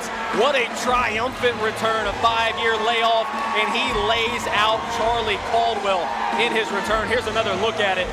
And Caldwell got off balance there. He got chinned first, stepped in a pothole, and as he comes up, continues to just eat beaters from Hunter Jones. And right back to form indeed. Hunter Jones just slumps the young fella. Good thing Charlie Caldwell got that FaceTime on the walkout, because it's all about Hunter Jones now. What a finish for Hunter Jones. What a crazy last 10 minutes here at AKA 50. You had the 2nd round knockout from Joey Lopez, and then Hunter Jones following suit with a beautiful KO of his own. And that's kind of what we expected. We thought he was going to come out here, put on a great display for his hometown fans. And you just always know what to expect when Hunter Jones walks in there. He's going to swing hammers, and indeed he came in tonight and did just that. What a performance. What a way to get your feet back in the water. I have a feeling we might see Hunter Jones in the AKA cage in the very near future. See the chat's loving it out there. There was a lot of Hunter Jones fans in the chat. I've got it pulled up here. We see y'all on YouTube. Hope you're enjoying yourselves here tonight. You got to be enjoying these last 10 minutes. I mean, what a sensational last 10 minutes, all capped off by this big-time KO from Hunter Jones in his return. That's a bad dude. You know, I was a little bit worried. You have 5 years off. Will there be ring rust? Will there be maybe some nerves getting back in there? It didn't look like there was any of that. The only thing we saw was power and confidence in Hunter Jones. picks up another win. They're just dudes in this world. Yep. They're just dudes in this world that know how to sling them around, and Hunter Jones, one of them guys.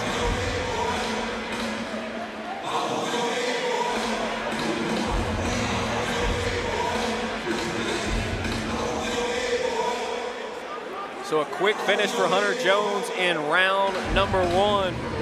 The power still there for sure.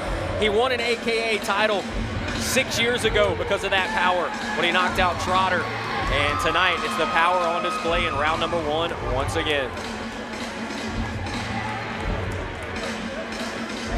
I'm pointing to his fans. He loves it. They love it. We all love it here at American Kombat Alliance.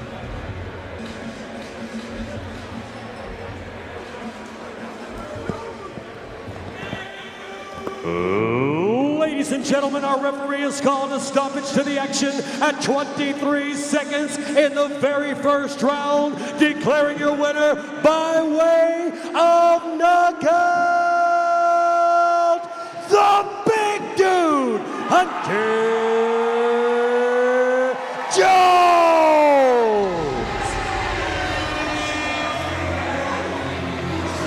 There you have it, Hunter Jones taking care of business, and a loud pop from his fans on hand here at AKA 50. The Ruston boys, their home turf right around the corner from Louisiana Tech, and they have been Bulldogs here tonight, taking care of business. Totally different scenario there for Jones versus Lopez. Lopez had to grit it out, had to find a magical moment. Hunter Jones, pure domination of Charlie Caldwell.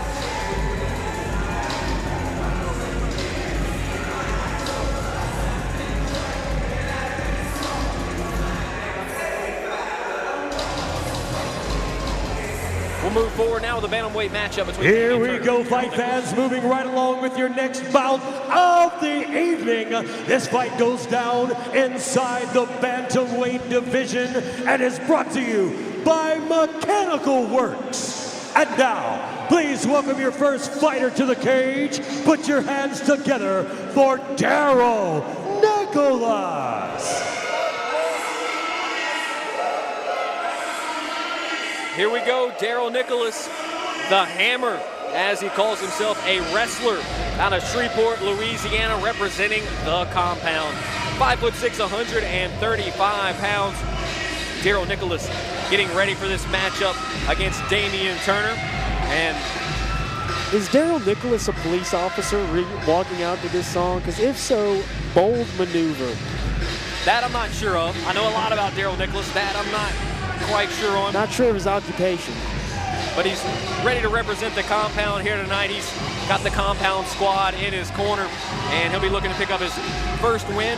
Took on Halston Bowman in April of 2025, lost that via rear naked choke. So if I remember correctly, too, Daryl stepped in the day of. Yes. Now, Halston's matchup backed out, and Daryl had to come in and fight that day. He weighed in at 145. It was kind of an impromptu thing, but he showed a lot of skill, showed that he could grapple a little bit in that fight, and I'm very much looking forward to seeing what this looks like when he has a full training camp. He's got Brent Mason there in his corner, leading the way for the compound. Victoria Mason on hand today as well.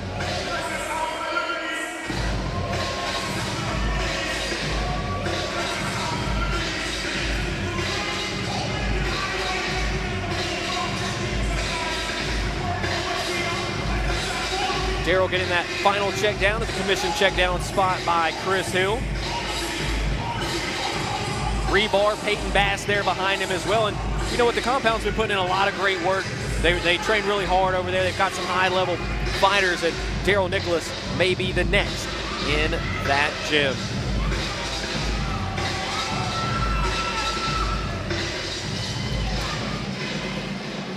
And now, Ruston, Louisiana, please welcome his opponent to the cage. Put your hands together for Damian Turner.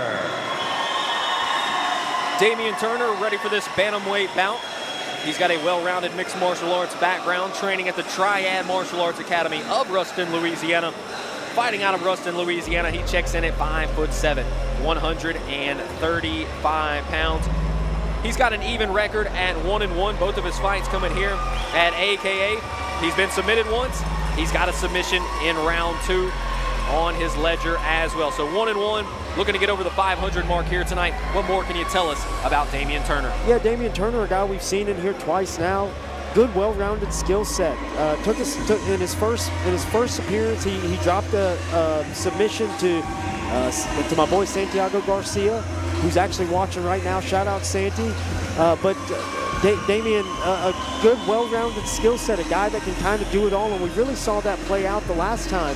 Kind of started slow against DeAndre McZeal, but was able to reel him in, and DeAndre missed weight by a considerable amount, but by the end of the fight, it looked that Damian was the stronger, more twitchy fighter, and was able to reel him in with physicality against a guy that was much bigger than him. So you anticipate Trayton's a triad. You got to think that he's only progressed from the last time that we saw him. Yeah, the last time we saw him was back in June of 2025. He made his debut in October of 2024. So you know he's been putting in the work the last few months.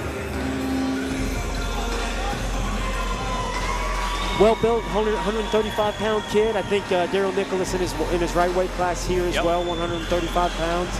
And yeah, looking forward to seeing this one play out. There's a chance we're going to see some wrestling in this matchup. Agreed. Very good chance. Here we go, fight fans. 3 rounds of mixed martial arts action inside the AKA Bantamweight division. This fight's being brought to you by Mechanical Works. And now, introducing your first fighter. Fighting out of the Bayou Raps blue corner. This man is a wrestler representing the compound of Shreveport. He stands 5 feet 6 inches tall, weighing in at 135 pounds. Fighting out of Shreveport, Louisiana, here is Daryl the Hammer Nicholas.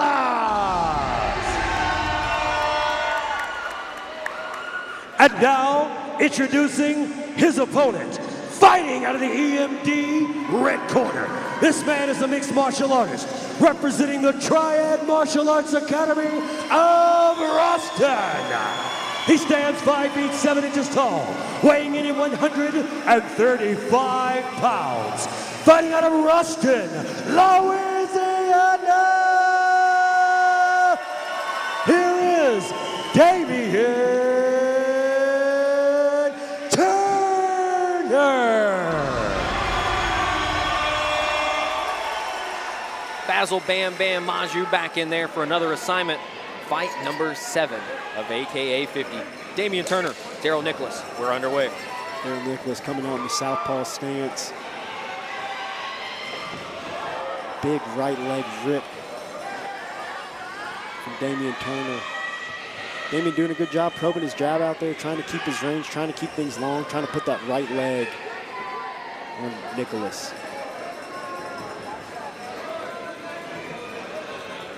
Kind of feeling each other out here through the first 30 seconds. Switch kick from Turner. Not typically a weapon that people go to on the southpaw orthodox matchup, but can still be effective. Damian able to pull his head off line, put a cross in.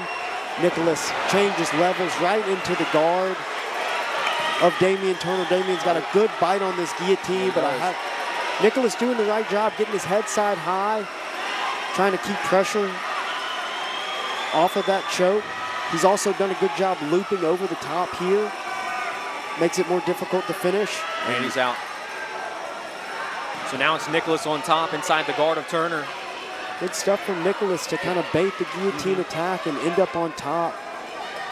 Looks like Turner's snatched a few guillotines in his day because he went for it. Got to give Nicholas some credit. He really hadn't thrown many strikes, and he threw those strikes, and he used that as an opening to go for the takedown. I think it's pretty obvious that Nicholas's intention was to wrestle at some point, but looked like he wanted to get his feet wet with the striking a little bit too, just test it out. Eventually able to find that level change. Both fighters work up, try to strike on the break, no dice. Yeah, Turner back to his feet. Threw a knee in that exchange. Damian Turner shaking out his arms, little blood from the grapples. Oh, kind of caught him off balance there as he was. Now Turner all over him. Turner sending hammers. Yeah, that right hand looped over and kind of skipped off the shoulder of Nicholas, but sent him crashing to the mat. Just the force of it knocked him off balance. It's a bad spot here for Nicholas, eating those hammer fists from Turner. Daryl Nicholas building up on this single leg, trying to find his opportunity to cut the corner and score the takedown, and he does so.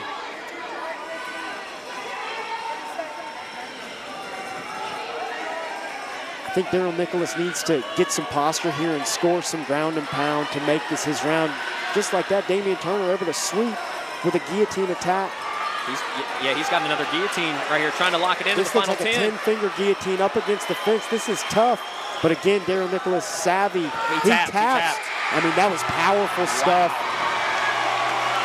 How quickly things can change, because Nicholas didn't have a super dominant position, but he certainly had the upper hand there. Turner able to turn things around and lock in this guillotine attempt, and this thing was deep, and he was ripping on it. And just the power. I think this is more closer to a 10-finger guillotine, but he uses the fence to his advantage and kind of wipes Daryl over it. And as Daryl does the right thing here and finds over the elbow, but Damian able to get his hand underneath him and still create a crank that ultimately forces the tap. I mean, Daryl Nicholas. He was picking him up off his feet with that guillotine. So much strength. Tons of strength, and Damian Turner. Ladies and gentlemen, our referee has called a stoppage to the action at 2 minutes, 56 seconds in round number 1. Declaring your winner, Damian Turner! Halloween was yesterday, but we've got all the treats here tonight at AKA 50. Back-to-back knockouts. Now you get a round 1 submission victory by Damian Turner, and that was a thing of beauty too. We thought they were going to wrestle in that round. Really thought that was going to happen. Ultimately, that is what happened, but Turner finding 2 submission attempts, he finishes the second. And just sent it. Knew that he was in a scrap. Daryl Nicholas doing a good job changing levels, forcing the grappling exchanges. Damian Turner had missed the guillotine the last time he went for it, but this time he was not being denied. Able to get his hands together, lift him 2 feet off the ground, and finish a beautiful strangle. Next up, Nicholas Moses and Jason Ramirez. Here we go, fight fans, moving right along with your next bout of the evening. This will be our final kickboxing bout on this card. It goes down inside the light heavyweight division and is sponsored by EMD. And now, please welcome your first fighter to the cage. Put your hands together for Jason Ramirez. Jason Ramirez stepping in on short notice, essentially, for this matchup, this kickboxing matchup against Nicholas Moses. Jason All Smiles Ramirez is a kickboxer training at V-Fit House of Champions in Arlington, Texas. 6 feet tall, 189.1 pounds. And this is, I personally had a lot of trouble finding a matchup for Nicholas Moses. You ultimately got this thing done, and we got this thing done ultimately, and here we are in a kickboxing matchup. Absolutely. Jason Ramirez stepping up, training with the legendary Robert Visitation, who's just right behind him, a kickboxing legend and a well-trained kickboxer. Jason Ramirez, probably not the bigger fighter tonight, but certainly the more experienced fighter, especially when it comes to kickboxing. And he will be the more skilled and have more tools, just because he comes from a Muay Thai background, has quite a bit of experience in the kickboxing realm. And looking forward to going out there and trying to showcase his skill set. Dynamic skill set, punches, kicks, no knees or elbows tonight, but you gotta imagine he's gonna be putting things together, working the levels like other practitioners we've seen tonight. He's on a 5-fight win streak. He's got 2 titles, 1 in Muay Thai, 1 in kickboxing. He's been knocking people out left and right for the last year. A lot of credit for Nicholas Moses to even take this fight. Moses will be bigger. He'll probably potentially have a bit more power here, but as you said, the background, the skill set, the kickboxing prowess of Jason Ramirez will certainly be in his favor here tonight. This is a very interesting matchup. I'm curious to see how this goes. Jason Ramirez, certainly an elite kickboxer with 2 titles. And now, Ruston, Louisiana, please welcome his opponent to the cage. Put your hands together for Nicholas Moses.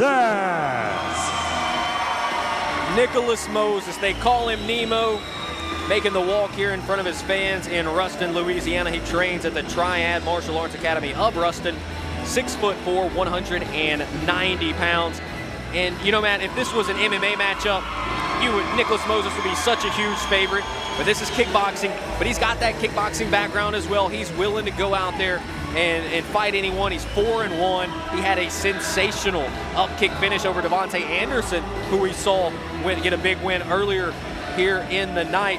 Nicholas Moses really game, and you got to give him a lot of credit for taking this fight. Absolutely, really game, has no problem stepping out of the realm that he may or may not be comfortable with. And I will say this about Nicholas Moses.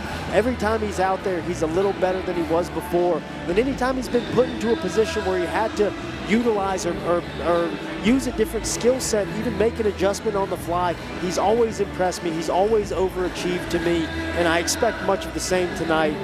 This dude's big, too, knows how to fight behind his jab, and we've seen some good kickboxing from him in the past. I would not be surprised if he's able to rise to the occasion tonight, maybe even because he's standing in front of such a good kickboxer, meet that level, and look good as well. He was originally scheduled to fight Caleb Ernst. That didn't end up working out, which was going to be a banger for an MMA matchup, by the way. And I talked to Moses a couple weeks ago on the AKA pod. He said, look, I don't care. I will fight anyone. And you got to just respect the hell out of that attitude. He's taking a tough fight here. I do want everybody to understand this is a legitimately tough fight for Nicholas Moses, but he's got a chance to really prove his striking here tonight at AKA 50. Here we go, fight fans. 3 rounds of kickboxing action inside the AKA light heavyweight division, a catchweight of 190 pounds. This fight being brought to you by EMD. And now, introducing your first fighter. Fighting out of the Bayou Raps blue corner. This man is a kickboxer representing the Be-Fit House of Champions. He stands 6 feet even, weighing in at 189 pounds. Fighting out of Arlington, Texas. Here is Jason All Smiles Ramirez.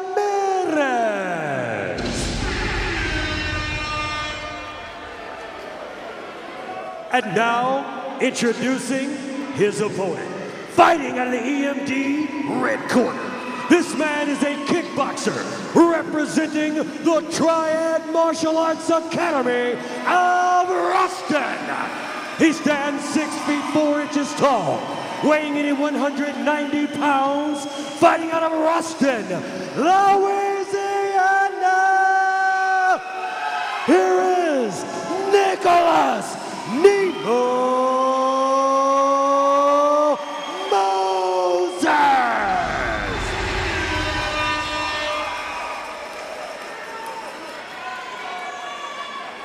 Ready for a kickboxing matchup, Ramirez and Moses. Chris Hill has the assignment for this one. This is a really intriguing matchup here. I'm curious to see how this goes. 3 2-minute rounds. Nicholas Moses just lunging in, kind of leading with his face, runs into some straight punches. Great sharp jab, so sharp. Moses kind of able to time a teep of his own there and knock Ramirez off balance. Moses trying to get in there and just slug, almost some dirty boxing, if you will. You know, just chin just a little high. Ramirez taking full advantage of it. Moses absorbing some big shots. He's wearing them well. And Nemo's tough. Flips up a crescent kick or something of the sort. Gotta be careful. Ramirez just so sharp with his straight punches. So sharp. Sharp jab to the low kick, scores for Ramirez. Good feint. Again, Nemo just carrying that chin a little high. Yeah, that jab keeps finding its mark. Nemo trying to get some shots here on the inside. A little bit of dirty boxing in there. I don't know if they're supposed to be doing that, referee. Good shot to the body from Ramirez. He's coming, firing it. Moses now.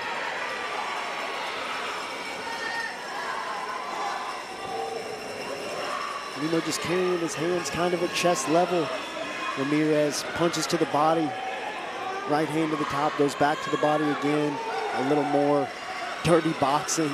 Yeah, Moses doing some work there on the inside. Chin, he's just keeping it so high, keeps taking these shots. You could see he wanted to take him down right there. He thought about it as they were clinched up.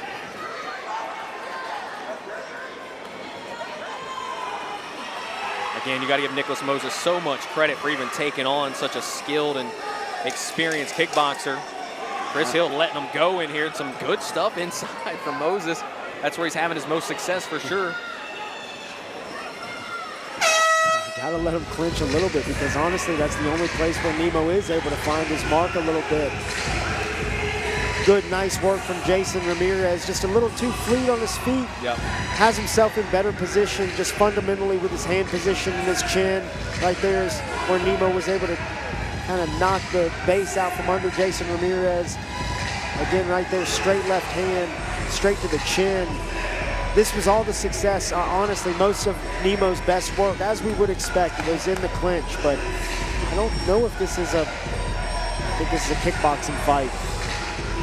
It's not supposed to be clinch.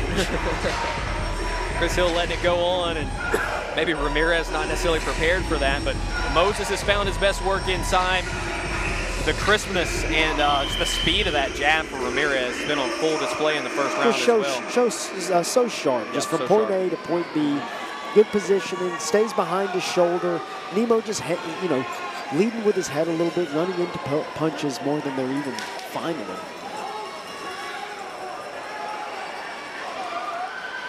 So Ramirez just finding a home for that right hand again and again.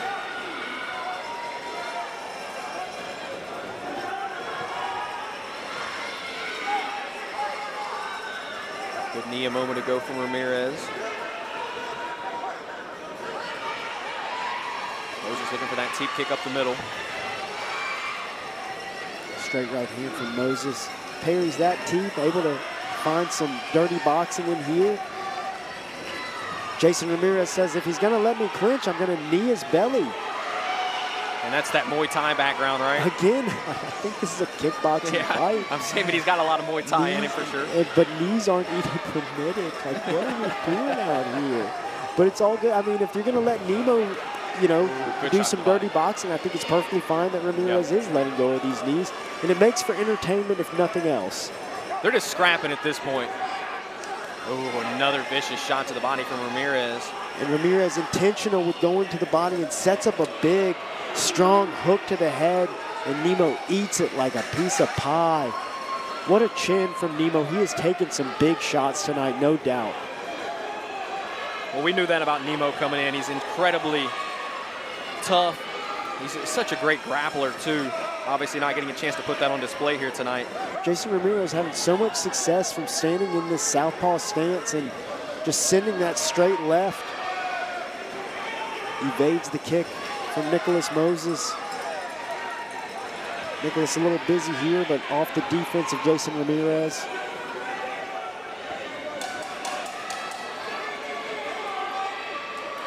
There's a knee, another knee up the middle. 3 of them for Ramirez. These boys are scrapping. They're scrapping, no doubt. Nicholas Moses still standing strong here at the end of round number 3, but Jason Ramirez flying around the cage pretty high right now after 2 rounds. Yeah, feeling good in there, feeling comfortable, kind of finding a little bit of his swag in there this time around, evading some good shots just right there at the end, skating in, skating out. Nicholas Moses, tough. There is no doubt that he is here to scrap.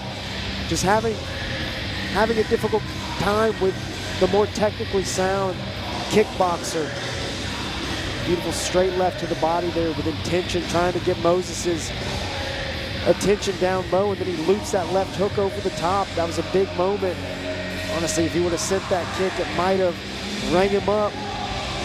Right there again, just stepping out, delivering offense, stepping back, evading anything that's coming back. Beautiful stuff from Jason Ramirez. You can see why Ramirez holds a couple of titles in kickboxing and Muay Thai. Very crisp. Does a great job with his range. 2 minutes to go, though. Moses closing the distance. Firing some knees of his own. I think he's recognized that out long is where Ramirez is stinging him and snapping his chin back. So he's trying to close that area down a little bit so he's not eating these straight shots. But these are hard knees to the body. Very hard knees. The hardest knees we've seen so far in this fight. Good left hand from Ramirez as well. Beautiful left hand. Nice and compact. And I think Nemo is hurt right now. He is, for sure. He's eating a lot of shots. 1 minute and 30 seconds left in the round. Nemo needs to keep his guard up, needs to keep that chin tucked. Another thing he's doing is he's kind of looking away from what's coming, and it's hard to absorb a shot when you don't keep your eyes on it. One of Ramirez's hardest shots of the fight lands there. Hard punches. He's looking for a kill here, it seems.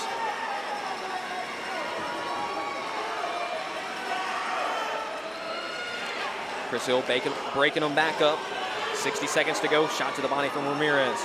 Ramirez does so as if he's going to come back to the top right there. He goes to the body with such intention to try to get your eyes there, and then he answers immediately back with a shot to the head. And he's had a lot of success doing that tonight and landed some very flush punches. A little audible Muay Thai, why not? Man, those knees are vicious from him as well. Nemo just walked into a big shot there. Ramirez just so balanced, so measured, steps back, finds that left hook.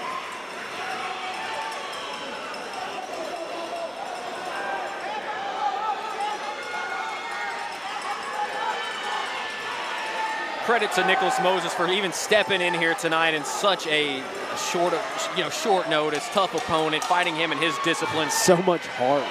What a battler Nicholas Moses is. He's got all my respect, man. Jason steps back in that southpaw stance, straight left, uppercut to end the round. What a scrap.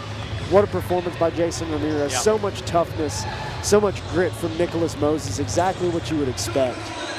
Hell of a fight for Jason Ramirez, and again, just so much respect for Nicholas Moses for stepping in here and doing this. And look, if that's a real fight, Nicholas Moses wins that 100 out of 100 times. But this was kickboxing.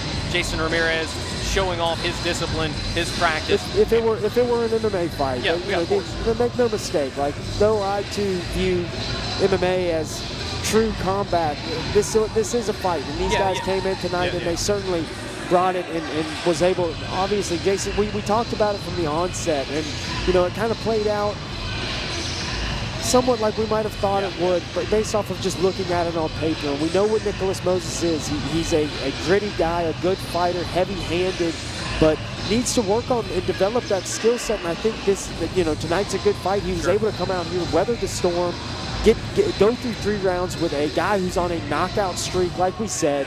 So much toughness, so many things to take away from this for Nicholas Moses. And like just the fundamentals, the small things, because Jason Ramirez didn't beat him with a bunch of glitz and glam, jabs and crosses, good positioning, chin tuck, things that Nicholas Moses can correct. Ladies and gentlemen, after 3 rounds of fast and furious kickboxing action, we are going to the judges' scorecard. All 3 judges have seen and scored this bout the same way, therefore declaring your winner by unanimous decision. Fighting in the blue corner, Jason All Smiles Ramirez.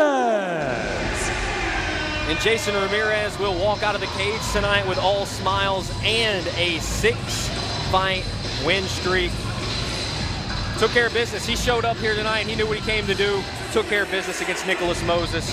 I don't want to beat a dead horse. Respect to Moses for even stepping in here and taking this on such short notice against a tough opponent. But ultimately, it's Jason Ramirez's skill and skill set that is on full display here. That young man's got some skills. Yeah, he does. Sure. He's very talented. I'd love to see him again when, get maybe a legitimate kickboxer. See if we can make a matchup happen. The great stuff by Jason Ramirez, riding a 6-fight win streak. That's going to do it for our undercard We're going to take a break. When we come back, we've got 3 bangers for you, including 2 bare knuckle boxing bouts. So how about it, folks? We having a good time here at AKA 50. We want to thank all of our fantastic sponsors, everybody from Malone Properties, Carl Malone Toyota, North Park Food Village. But we want to thank one of our very special sponsors, a brand new member of the AKA family of sponsors. Ladies and gentlemen, big round of applause for Mr. Jason Benoit of Benoit Motors.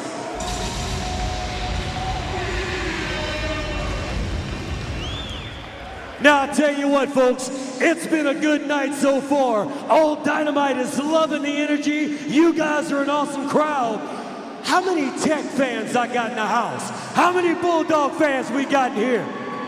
Well, how about it? We won homecoming last night, beat the brakes off of Sam Houston. How about it? We gonna bark louder? Woo-hoo! So it is time to celebrate the big win by LA Tech, DJ MP3. Let's celebrate, baby.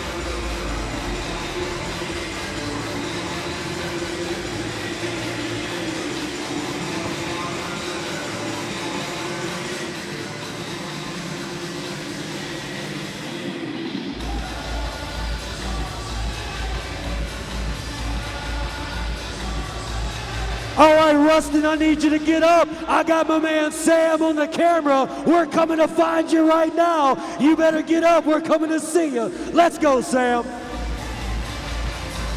What about my people back here? You guys having a good time? Don't everybody get up at once. Look at there, Sam. Let's check them out right here. Show them what it's all about, Ruston. Old Dynamite loves you guys. I'm going to show you off to the world right now. We're having a good time here at AKA 50. Look, check my man out right here, Sam. Throw them guns up, buddy. He ain't looking at me.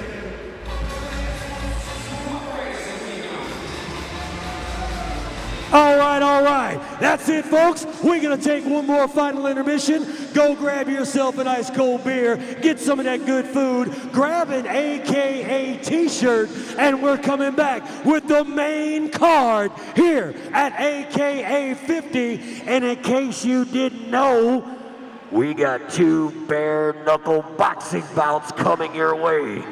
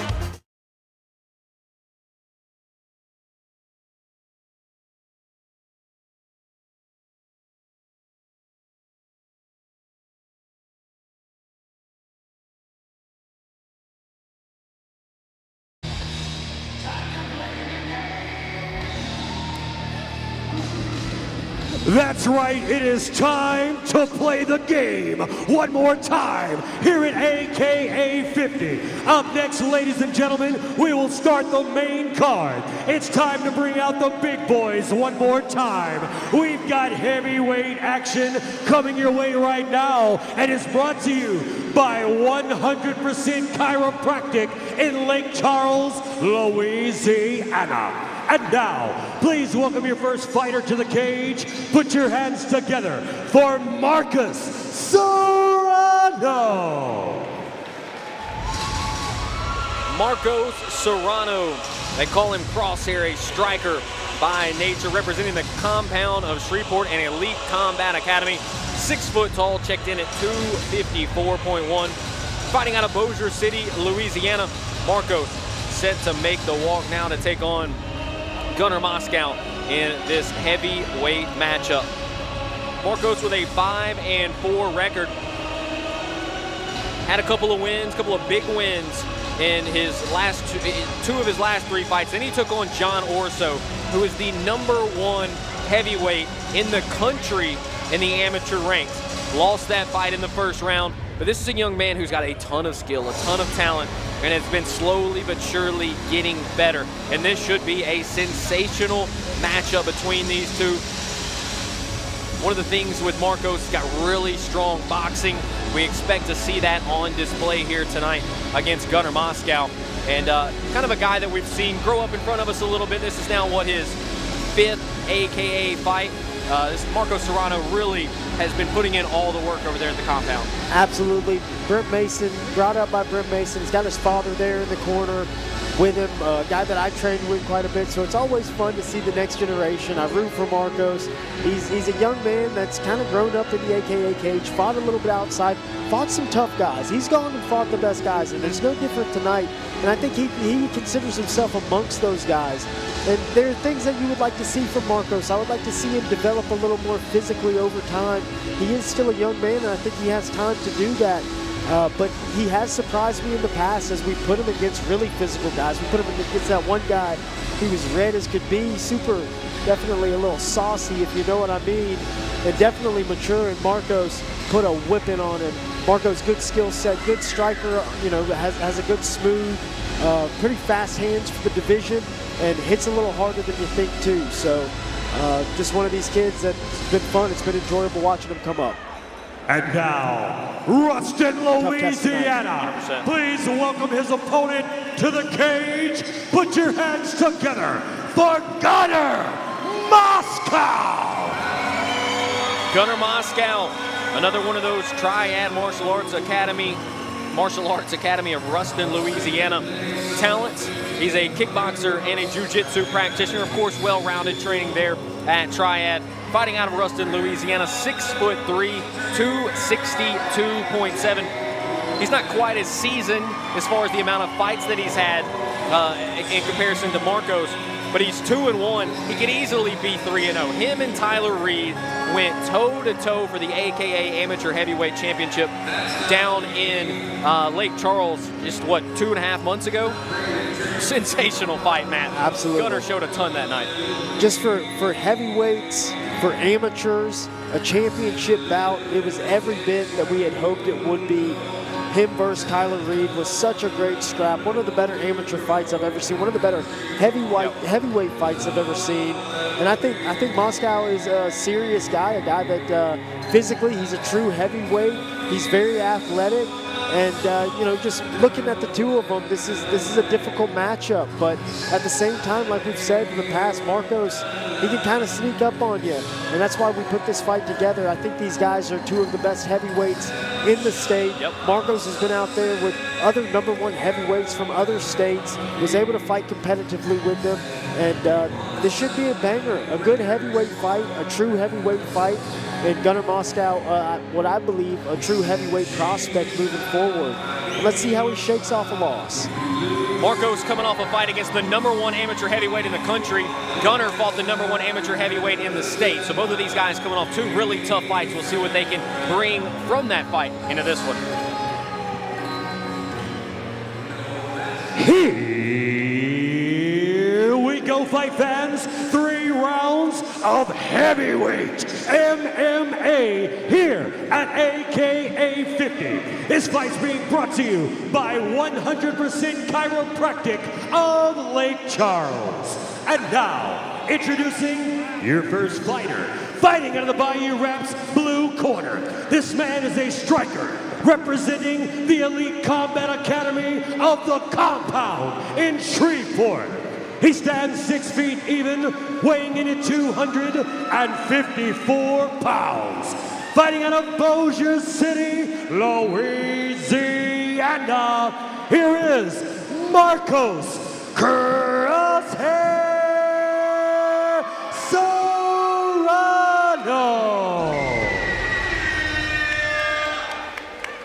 And now, introducing his opponent. Fighting out of the EMD red corner. This man is a kickboxer who is well versed in Brazilian Jiu-Jitsu. He is representing Triad Martial Arts Academy of Ruston. He stands at a towering 6 feet 3 inches tall, weighing in at 262 pounds. Fighting out of Ruston, Louisiana. Here is Gunnar.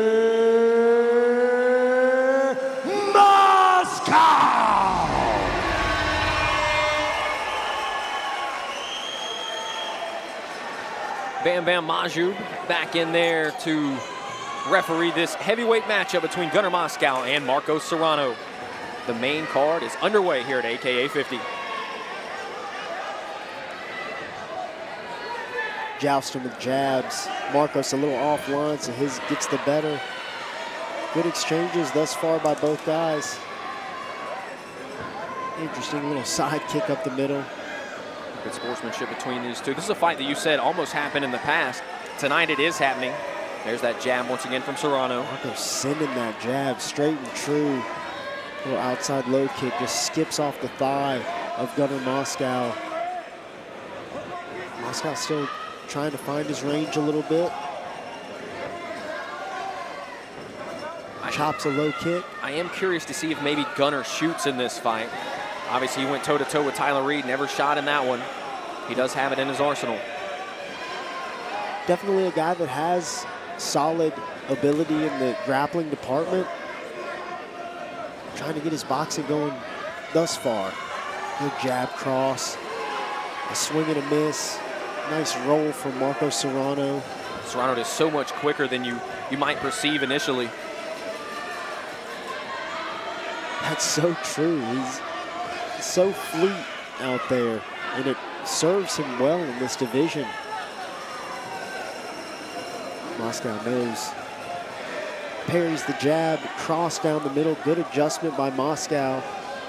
Sharp jab from Marcos. Snaps the head back of Gunnar. Chopping low kick, and that did some damage. It's the first time I've seen a couple of those low kicks have landed. Beautiful combination, and Marcos answers. Some good work there in close from Gunnar Moscow, though. Nice rip to the body with the left hand.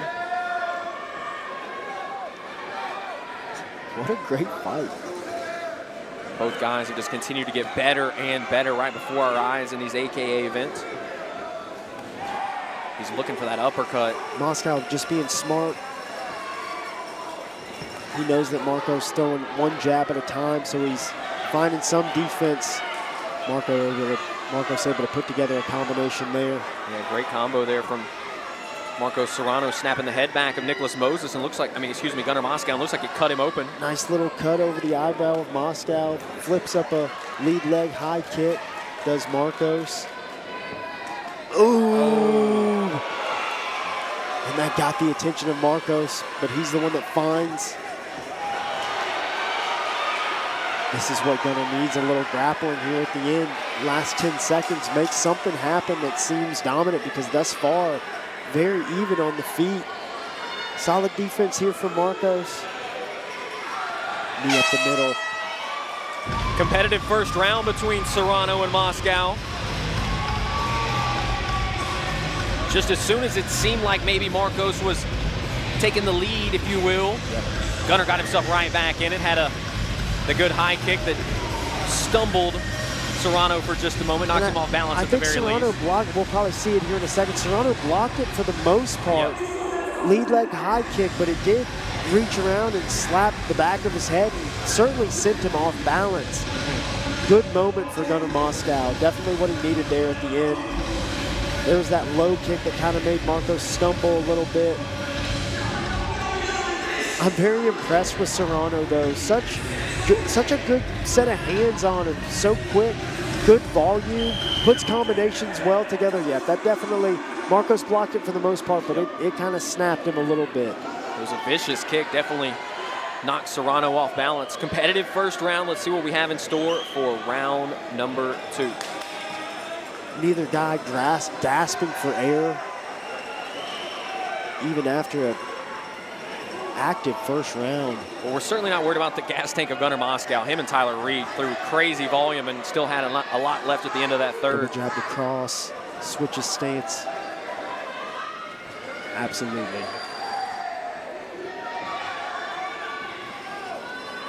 Those kicks have been effective for Moscow. Serrano answers with one of his own.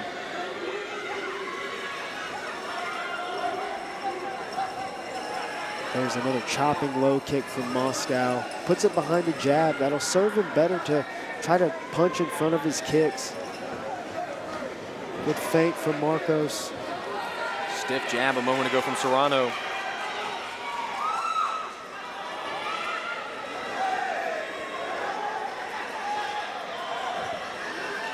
Marcos just so sharp. Good head movement, right hand.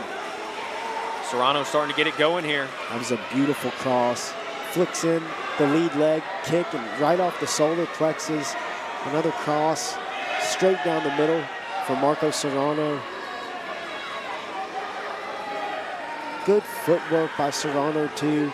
Steps back in the southpaw stance just to create distance. Gets right back to work. Halfway through round number 2. Serrano looking for that jab, a kick to the body from Moscow. Moscow would do well to mix back into grappling a little bit. He's had some success with some of the striking here, landed some low kicks. They look like somewhat of a level change. But this is a fight that Marcos Serrano is far more comfortable with, just standing at range and kickboxing. He likes this good feint. Beautiful punches right down the middle for Serrano. Working that double jab. Moscow feels like he's loading up for the big shot a little bit more, and Serrano's stringing things together very well. Both of them trading switch kicks to the body there. Moscow's got some thump on it. Ooh, sharp jab. Ooh. He's looking for that uppercut. That one lands to the body. Heard one of those punches skip off the dome piece of somebody. Not sure which one landed. Another sharp jab, extends. And that's really been the weapon here for Serrano, getting that jab going. 15 seconds remaining in round number 2. Much better round. I mean, honestly, I guess the last round was really close, and Moscow kind of took over at the end. Much of the same here. But a big left hook rings Serrano up there. Little level change to a body lock. Curious to see how the judges are scoring this right now, to be honest with you.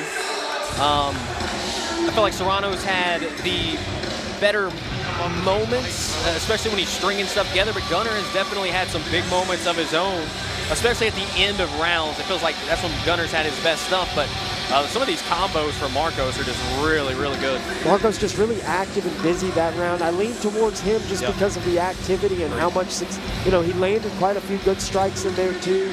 Sharp jabs, finding his angles, switching stances to create space. Sends a jab from the southpaw position right there. Moscow did ring him up, and it looked like to me there at the end of the round. There's a good solid left hook from Serrano. What a fight. These boys bringing it.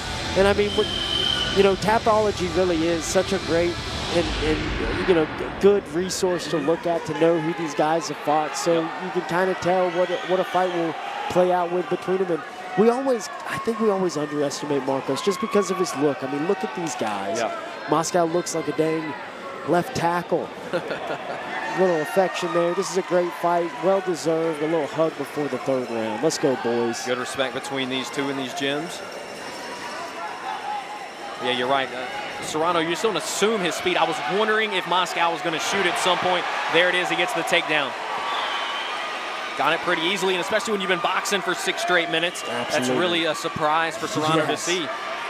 You could tell early that Serrano was defending, and Moscow moving right into side position. He's got a good, solid underhook here. And he's got Marcos's back pressed to the fence. Marcos doing a good job of trying to kick off and at least create a better angle for himself, but this is a tough spot for Marcos. Eating some shots in close there. He needs an underhook here on his half guard side, and Moscow just being relentless with keeping that. There's a little space from Serrano. Yeah, it looked like for a moment there, Moscow was trying to attack that arm, maybe go for a Kimura. Wow. Serrano just able to circle around and scramble to the top position. Great stuff by Marcos Serrano. That's exactly what you would look for in that position as Moscow's trying to take the back and take a dominant spot. Now it's Serrano on top. You may see a triangle attempt. Not going to happen. Serrano back to his feet right where he wants this fight. So smart of Serrano to get back here. Just continuing to grapple with Gunnar Moscow. You could see he's slick and trying some different stuff, and he had a little game, but still Serrano just able to retain the top position. A lot of times with these grappling spots, it's not the guy. Beautiful three-piece from Marcos Serrano. Let's stop talking about the past. These boys fighting right now. The past is sometime the future and the present. Right now, we've got a great fight on our hands. A wise man once said. I don't even know if that made sense, but it came out of my mouth. Yeah, let's go. Inside a minute to go here in the third. Marcos with this switch kick, he sometimes kind of stabs those toes into the solar plex too, which can be very painful, especially if it's done intentionally. Just over 30 seconds in what has been a sensational fight. Good kick to the body there for Serrano.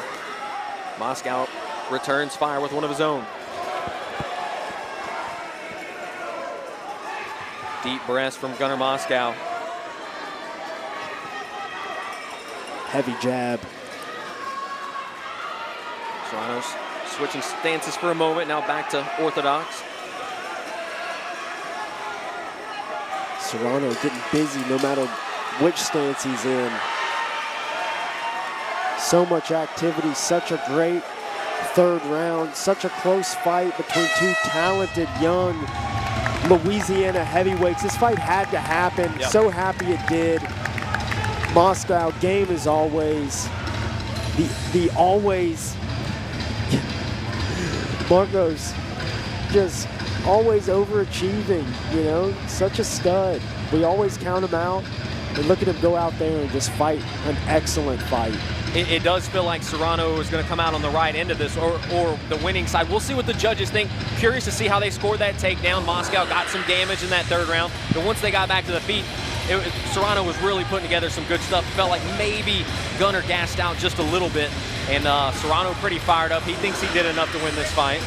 And I gotta say, I've walked around Marcos all day today and tried to dap him up. He has been locked in, and I was kind of worried about him. Like, man, how's he gonna respond to this? And as always, just an overachiever comes out and responds. Look at him.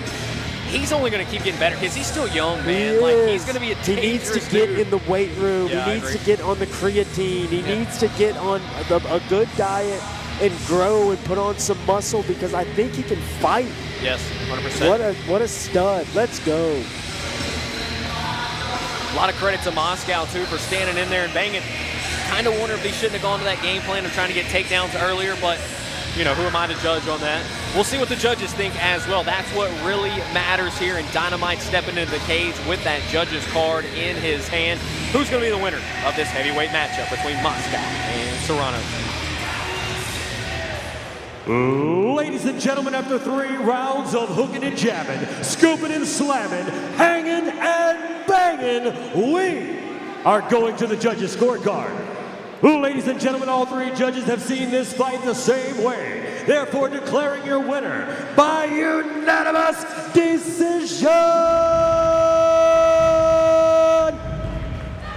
Fighting in the blue corner, Marcos Serrano.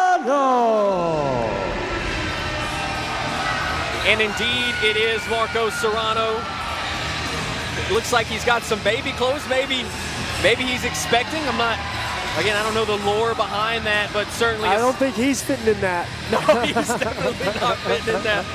But what a moment for Marcos Serrano as he picks up a well-earned win. Battle-tested in there against Gunnar Moscow. I mean, you can see there's some real elation on his face. That's the #1 contender right there. Yeah. He fights for the title next. That's gotta be the go-to. So we'll talk to Marcos. We'll figure out when's best to do it. But that young man just definitely earned a title shot, in my opinion. I would agree with you. Look, Gunnar Moscow coming off the matchup against Tyler Reed. Now Serrano has that win over over Moscow. So now, ladies and gentlemen, we have 2 more fights to end out this fantastic night here at AKA 50. Up next, we will crown the inaugural first ever AKA Bare Knuckle Boxing Champion. But before we get there, folks, I've got a very special person I want to recognize here with us tonight. He is the matchmaker for American Kombat Alliance. He is also our color commentator for all of our events when you're watching live worldwide. He is an 8-year veteran of the UFC, based out of Shreveport, Louisiana. Ladies and gentlemen, he is fighting in Las Vegas next week at the Apex Center for the UFC. Put your hands together for Matt Danger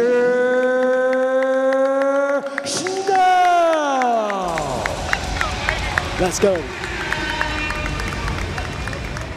8 years that man has been under contract with the #1 fighting organization in the world, the UFC.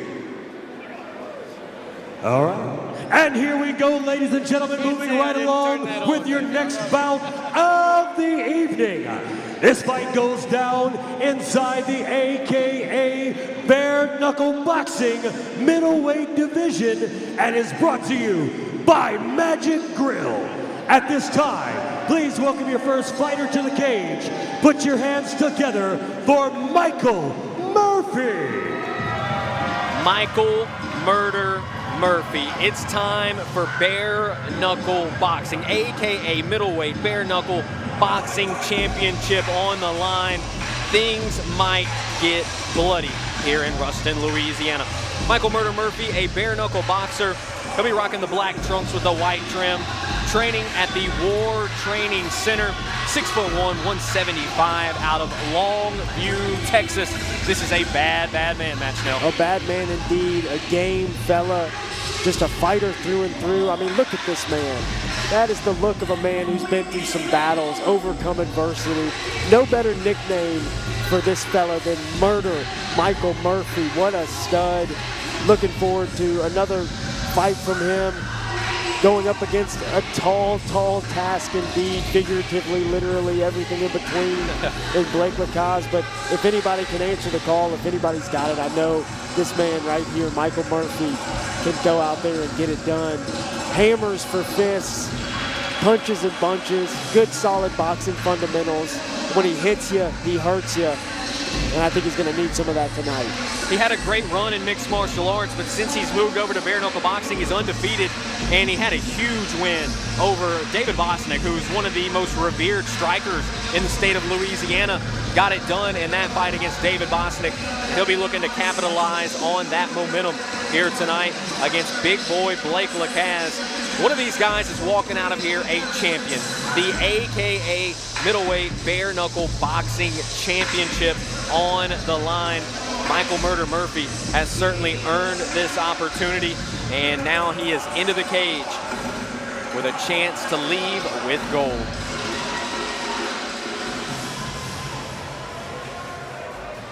And now, fight fans, welcome his opponent to the cage. Put your hands together for Blake Kase.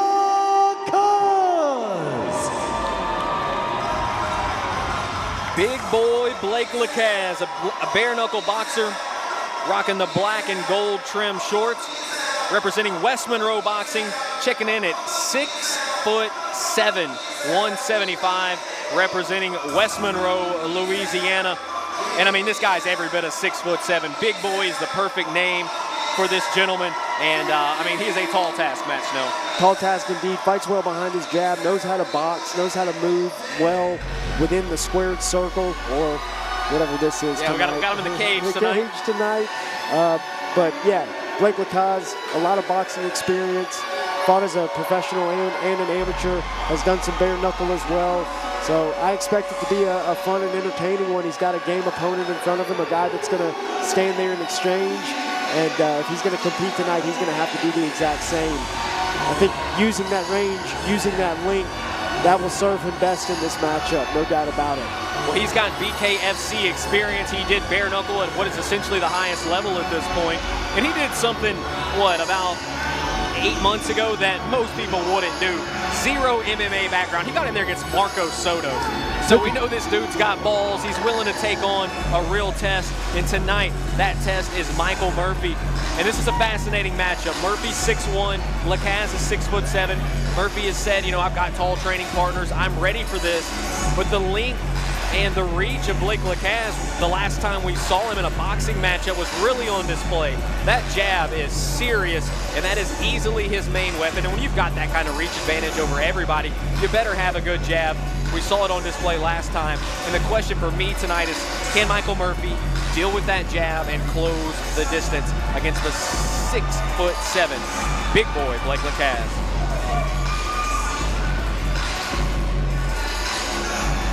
Someone leaves Ruston, Louisiana tonight a champion. Will it be Michael Murphy or will it be Blake Lacaz?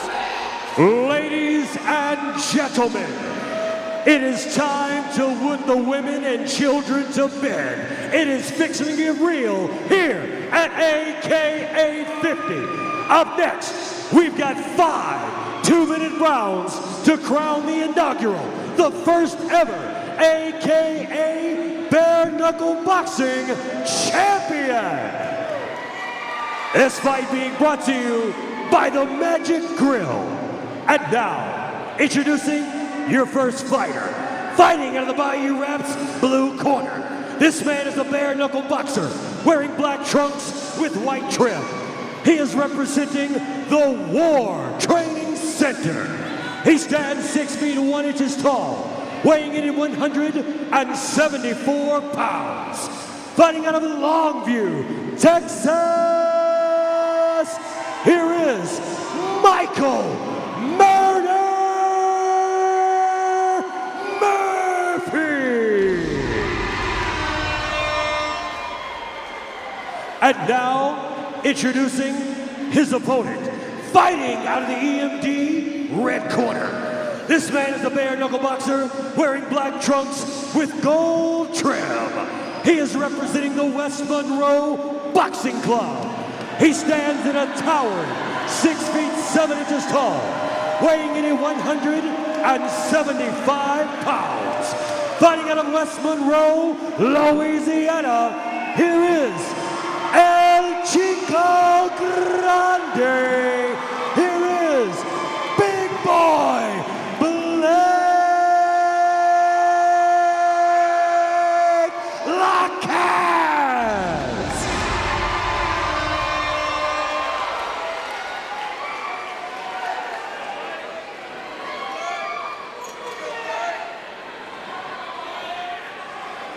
Here we go. We're going to start them toe-to-toe. Chris Hill gives them the signal, and we are underway with our co-main event here at AKA 50. Lacaz firing that jab out there.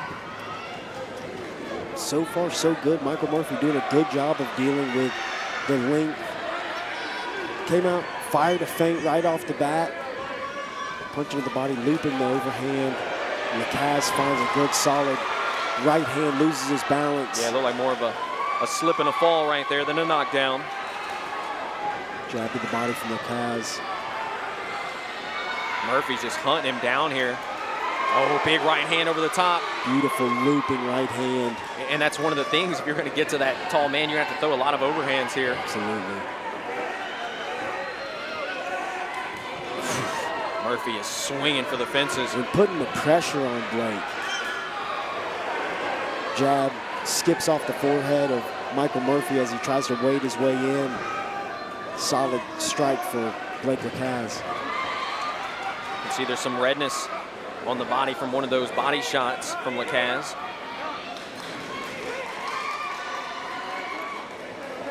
Chris Hill giving him a warning there.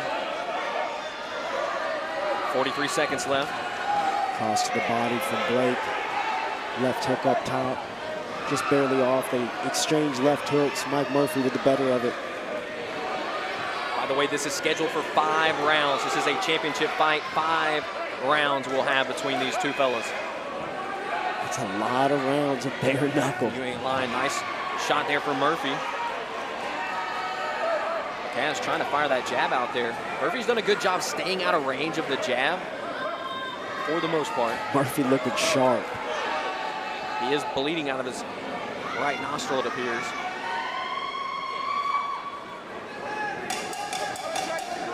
Final 10 seconds.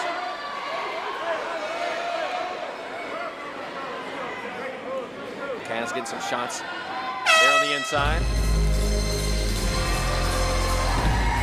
Close first round, impressive first round from both guys. You know, obviously we wanted to see how Murphy would deal with the reach, and I thought he did a pretty good job in that first round. He did a great job. Early on, came out, fired a feint. I think he needs more feints. I think he needs to go to the body a little bit more, just for variation, just to get Blake, you know, bobbing up and down a little bit. But he had some success right there, the best shot. sending a big rocket right over the top, big looping right hand. And you know, he kept Lacaz on his back foot that entire round. He was just in his face for the most part, hunting him down. And Absolutely. Really, you never had Blake able to come forward.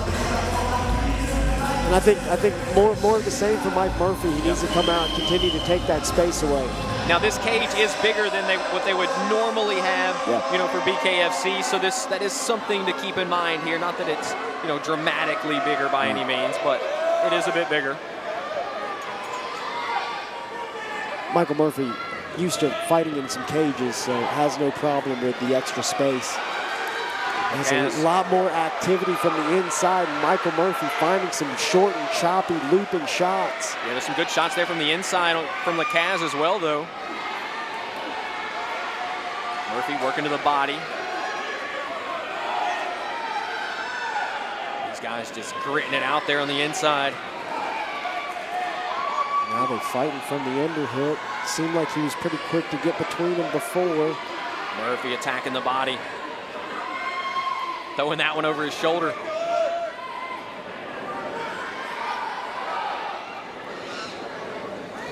Honestly smart. 45 seconds down here in this round. I think Murphy thought for a second they were going to get broken up, and Lacaz landed a couple of shots. Looked like he was about to hit a knee tap. Lacaz once again engaging.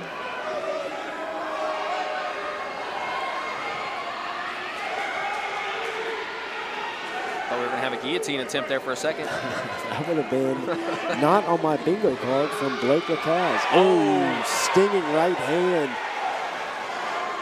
from Blake Lacaz turns Michael Murphy. Biggest shot so far in the fight for Lacaz. Murphy landed a good right hand of his own, but then he ate a big one from Lacaz. Sometimes that's when we eat the biggest punches right after we landed one. We sometimes get caught like watching it a little bit. Not sure if that's what happened right there, but would make sense. Murphy getting dirty there on the inside, landed a couple of good shots with the right hand. Final 10 seconds. Oh, Lacaz searching for that uppercut, nearly found its mark. Murphy with the right hand over the top. We got a scrap. We got a scrap here. Only 2 rounds down, and this is why you gotta love that it's going 5. I want to see more of this.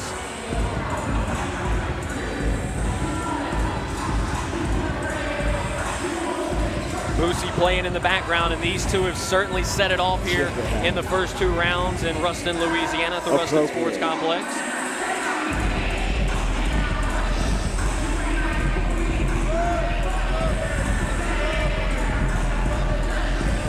There was some of that really good body work. And you know what? If Kase is going to kind of just hold him in that position, Murphy can get that going. We saw it right there.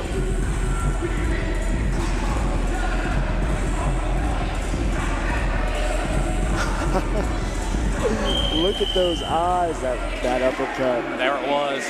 I mean, that's a shot that if it lands flush could end this fight. As we've seen tonight already. Yes. Yeah, we saw a huge uppercut from Joey Lopez that slept Mike Gardner. Round number 3 underway, AKA middleweight bare knuckle boxing championship on the line here. Like sending some punches this round. Maybe sensing maybe a little urgency, knowing he needs to get something going. It looked like that shot from Murphy might have stung Kase. It certainly did. Got him wincing his eyes. Got him clinching. Solid shot. Murphy tagging the body up there as Chris Hill breaks him apart, and now he's taking a point. Taking a point for the clinch. Gave Blake Kase a warning earlier, and now Chris Hill is going to take that point. The fans here in Ruston don't like it. Obviously a very pro Blake Kase fan base, and then he eats a big left hand coming right out of that. Wow, talk about demoralizing. You get a point taken, and you eat a massive left hand to the face. You can see him wincing that eye. That was definitely a hard shot from Murphy. Snapping jabs. Yep. These are good punches from Blake. There it is, and you know, he calls it Jab City. Everybody said tonight we're going to Jab City. We haven't seen Kase get it going enough so far, but right here at the end of this third, seeing a little bit of it. And you really got to give Murphy a ton of credit for not allowing Kase to get that jab working. Oh, that's a nice right hand from Murphy. Right there, that was a beautiful transition just from having so many cage fights to separate like that and fire off punches. Lunges with the left hook, comes so close. Blake clinching again. Kase, as you can see over that right eye, looks like he's got a big welt, maybe a little blood as well.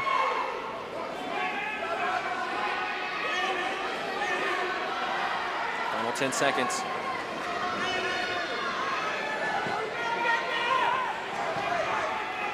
Ooh, Murphy swinging for a big one. Ooh, big right hand.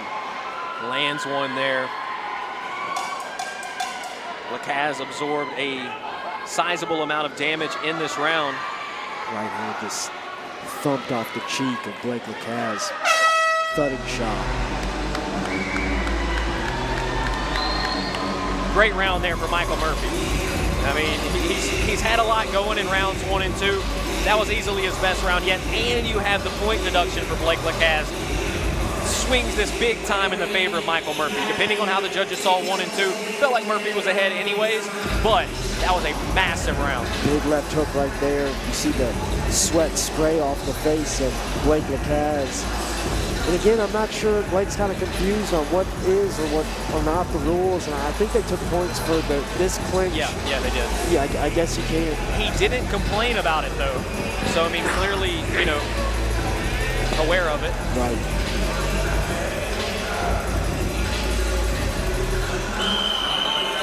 Four minutes left to decide a winner.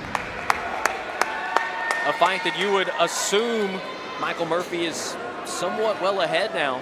Blake Kase may need a finish in these final 4 minutes.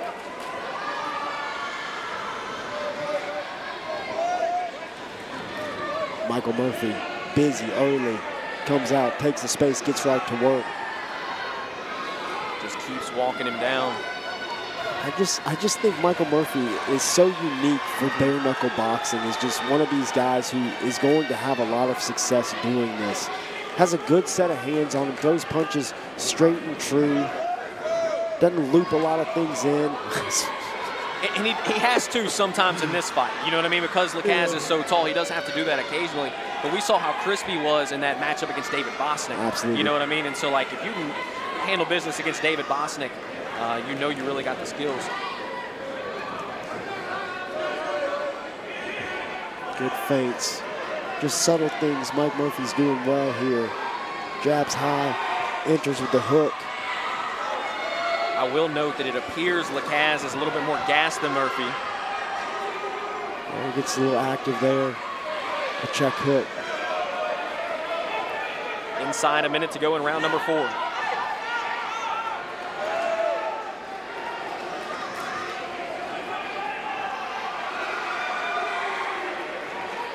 Another big wince there from Blake Lacaz. These are hard shots that are skipping off of Blake. And that's the thing about this bare knuckle thing is, I mean, it is serious. It is bones to face. And when you get hurt, when you get hit, that right hand hurt him, and he's down. Blake Lacaz dropped by that right hand, then ate a shot to the body. The damage is just so accumulative. It's not like getting hit with a gloved hand, and I think that is justified. What a finish. A big right hand from Michael Murphy just finds the target, sends Lacaz to the canvas. Mike Murphy the victor. Beautiful. What a performance. You know, a lot of credit and respect to big boy Blake Lacaz, but this man, Michael Murder Murphy, is a dog. I mean, he's now taken down David Bosnick and Blake Lacaz, and he is now your AKA middleweight bare knuckle boxing champion. And he really did it in emphatic fashion, obviously getting the finish here in the 4th round, but just elite stuff. And he dealt with the distance so well, and he walked him down the entire fight, threw bombs as well. And that's what a bare knuckle fighter should look like. Even after a win, you can see he's got the cut, he's got the blood. Some of that's probably Blake Lacaz's blood, but this is what bare knuckle boxing is all about, and that's why we brought it to you here tonight in Ruston, Louisiana. This guy's built for it. He is, man. He feels like a bare knuckle boxer. He certainly does, and he's so gritty and he's so grizzled, and he fought MMA, and he didn't just fight MMA, he fought tough fights in MMA, and just always game, always in it, no matter what. And he's got a good pair of hands on him, and he hits hard. And like I said, the damage is just accumulative. It's different. These shots, even when they look like there's not much on them, that is bone on bone, chipping you up. And over time, and I mean hitting him with hammers too. So it's death by 1,000 cuts. Yes. But then he's gashing you with a hammer now and then. And Michael Murphy just built for this. What a fighter! He hit him with a punch, and I said, "Oh, you can see Lacaz wincing again," and that kind of spelled the beginning of the end. And then he had another big right hand that ultimately dropped him to the canvas, and he did not answer the count. But bricks for hands, Michael Murder Murphy, and he's making a name for himself now in bare knuckle boxing. And he's going to walk out of here with a championship belt in just a minute.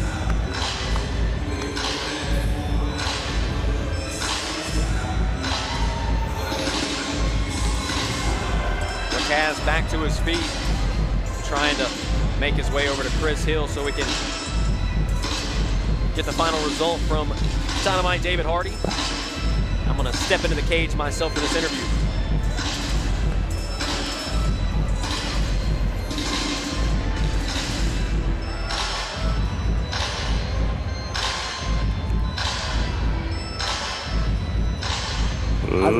Ladies and gentlemen, our referee has called a stoppage to the action at 1 minute 45 seconds in round number 4, declaring your winner and the first ever AKA Bare Knuckle Boxing Middleweight Champion,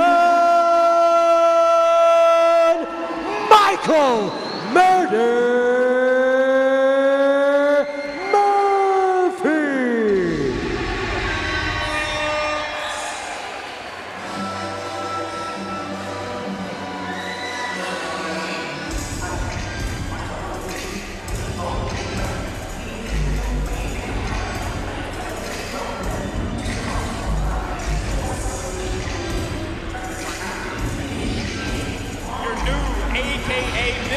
bare knuckle boxing champion, Michael Murder Murphy. Brother, what's it feel like to have that belt wrapped around your waist right now? Man, I really can't even describe it, man. Like I've been fighting since I was 24. Fought for a couple of belts, man. I got robbed every time. You know, I'm the king of barbarians when it comes to this, man. Like, you ain't gonna take me out, and you ain't gonna knock me out. I promise you, man. First off, I want to tell all these little kids when I was walking out, and everybody I didn't give dabs to, I'm sorry, I was just in my fight zone. If y'all want pictures, man, I'm more welcome like to give y'all pictures, do whatever, man, sign autographs. I'll do it. I want to thank my wife, my beautiful daughter. She's out in the crowd. She's 17 years old. She's been with me ever since I started. She was 1.5 when I started. The other thing is, man, BKFC, UFC, if y'all ever got a short notice at 170, 175, I'm your man. Call me, please. I've been fighting for a long time. I just want it bad. Please, like, let me make some money at it for a minute, man. I'll give y'all good shows. You just seen that tonight. Please. Look, always the consummate professional, but Matt and I have commented on this multiple times. It feels like you found a home here with bare knuckle. I mean, you really are becoming a bad man in the bare knuckle ranks. Is that a future that you see for yourself?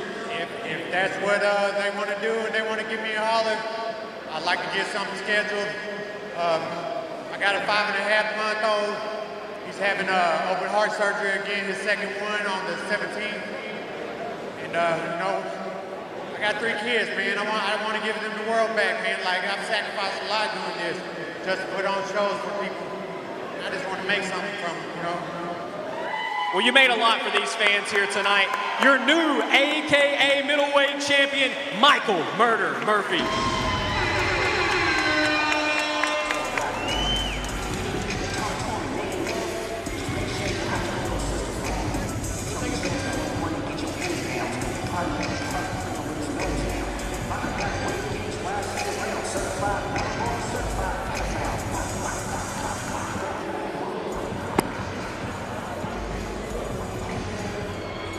There he is, your new champion, the only bare knuckle boxing champion right now at American Combat Alliance. All right, Mr. DJ, MP3, let's pull that down. Backdoor, Michael, backdoor, Michael.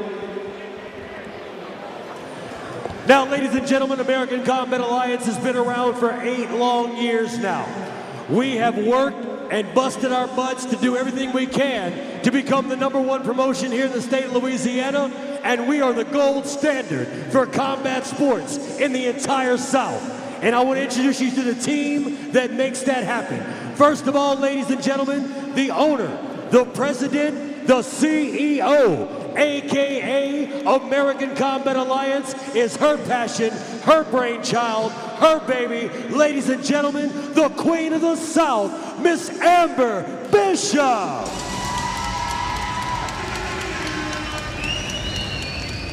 Now, the hustle and the muscle behind AKA, the Queen of the South, Miss Amber Bishop, and always ever faithful by her side, the big guy, Mr. John Bishop. And ladies and gentlemen, the newest member of our management team here, rounding off the trifecta of terror, our Executive Vice President, Mr. Michael Boyer. Now, folks, I want you all to get ready, because 2026 will be the biggest year for AKA. It will be the biggest year for combat sports here in the South. So make sure you tune in and pay attention, because we got some big things coming your way for 2026 here at American Combat Alliance. Congratulations to Michael "Murder" Murphy. But that's not our final fight of the night. We've got our main event coming up next. Damn right Duke they not Sinsley like us. Nobody does it like AKA, baby.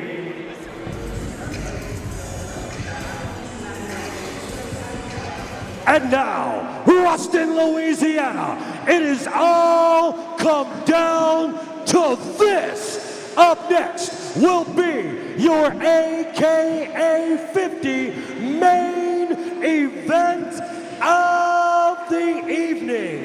It will be 3 rounds of bare knuckle boxing inside the AKA heavyweight division. This fight being brought to you by Walker's Roofing and Construction. And now, please welcome your first fighter to the cage. Put your hands together for Duke Sinsley. Boy, we have a banger in store for you fans right now. Duke the Nuke Sinsley, 4-0 as a bare knuckle boxer. He'll be rocking the black trunks with blue trim, representing NOLA MMA, 6'4", 188.8 is what he checked in at for this one.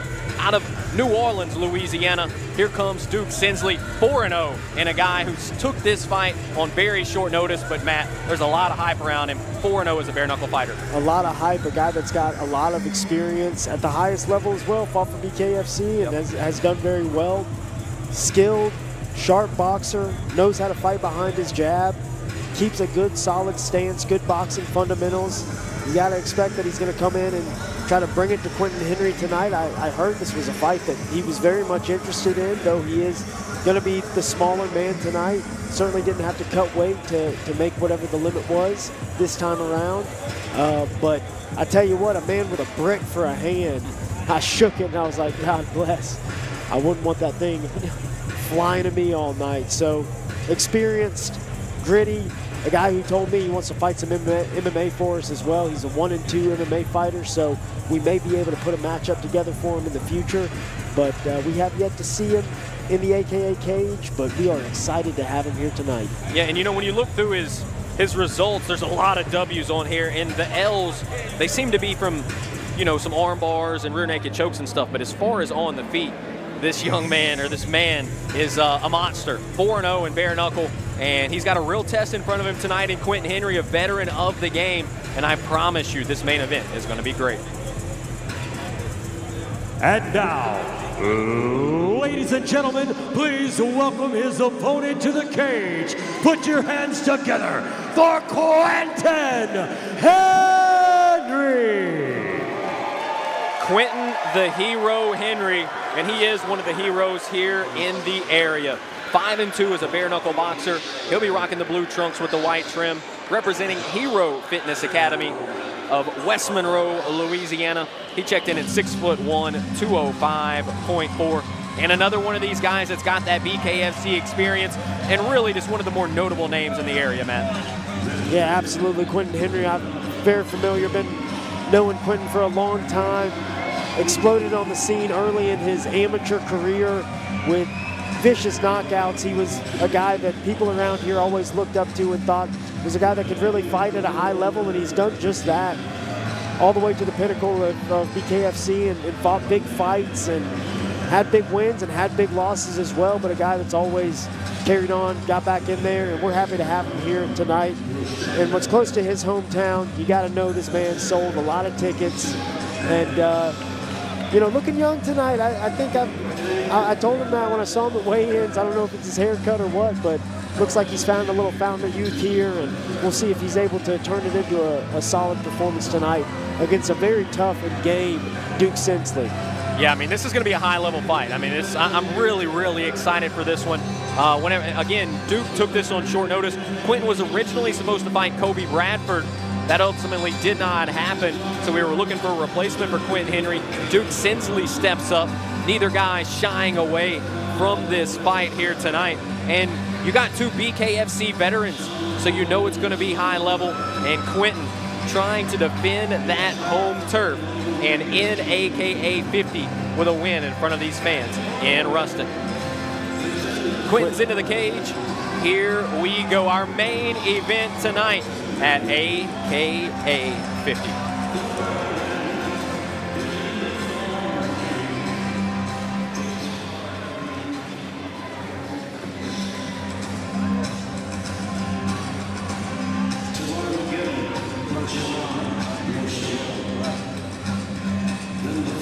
Slight hang up here. It looks like the commission having a word with the promotion. I saw the words 5-2s come out. This is, I believe, what I was told. 3-2s. Yeah, that's what I know. And it looks like maybe there's possibly some questions about that. That's what the hang up is here. I'm not a lip reader, but I think I know what I know.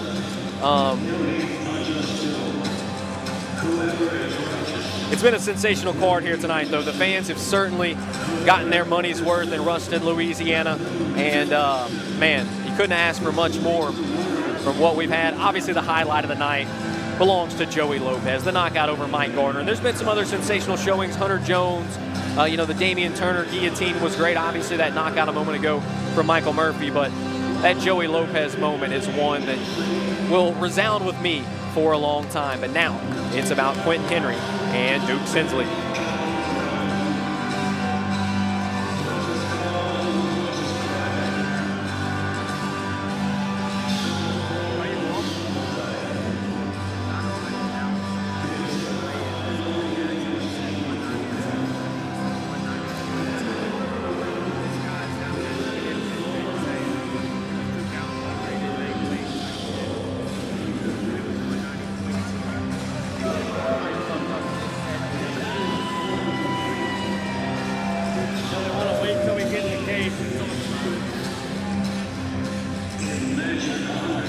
Still waiting on a conclusion here.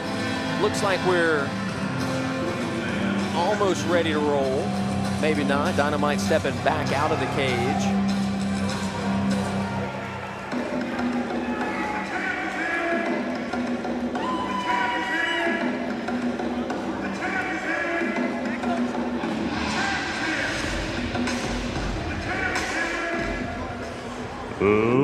Ladies and gentlemen, American Kombat Alliance and Walker's Roofing and Construction are proud to bring to you your AKA 50 main event of the evening. 3 2-minute rounds inside the AKA Bare Knuckle Boxing Heavyweight Division.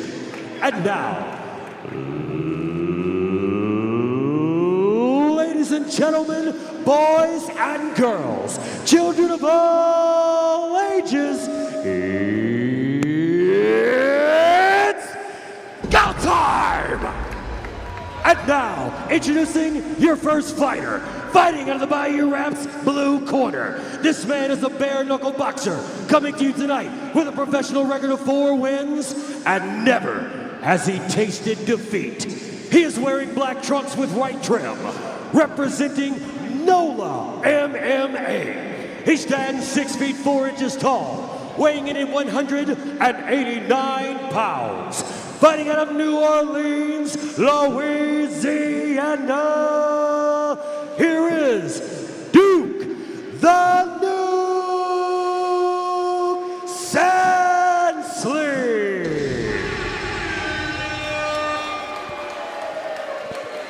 And now, introducing his opponent, fighting out of the EMD red corner. This man is a bare knuckle boxer, coming to you tonight with a professional record of 5 wins and 2 defeats. He is wearing blue trunks with white trim, representing the Hero Fitness Academy. He stands 6 feet 1 inches tall, weighing in at 205 pounds. Fighting out of West Monroe, Louisiana, here is Quinton, the Hero Henry.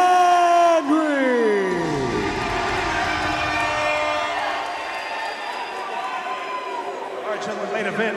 You've already received your instructions. Obey my commands at all times and protect yourself at all times. Touch him up, let's put on the show. Here we go.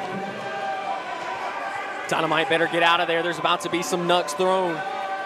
Main event, AKA 50. Bam Bam Maju in there to referee. We're underway. Quinton Henry and Duke Sinsley.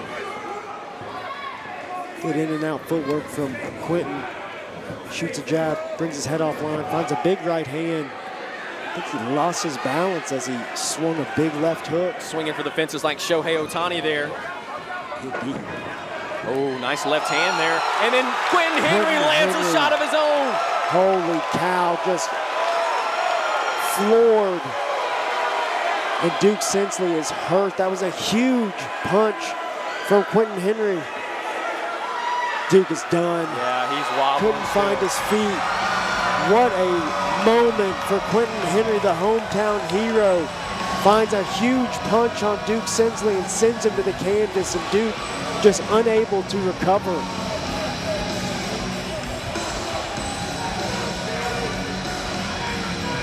You can see Duke not really trying to hear it at the moment. Quinton trying to show his respects. I mean, this one was over quick. Sinsley landed a good shot, and then you're going to see Quinton, bang. I thought that was the one right there. It was the left hand coming back. Left hand that just clips the chin of Duke. Sinsley and sends him to the mat. And he was hurt. It was a big shot. Snapped the head. Looks like Quinton praying for Duke Sinsley there. Good sportsmanship from both guys, but Quinton Henry, we talked about protecting home turf tonight. We must protect this house. No doubt Quinton Henry just did that. The hero of Northeast Louisiana. It's a huge win for Quinton Henry.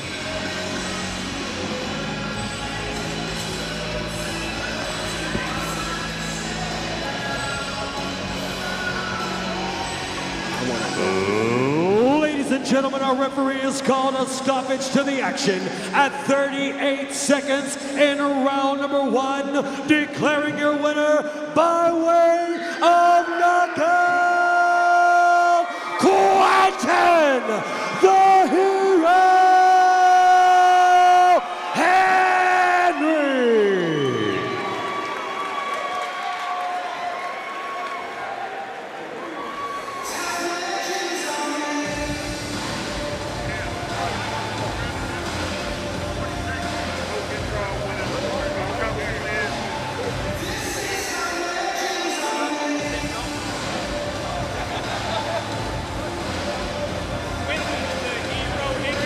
Hero of Northeast Louisiana, protecting home turf tonight.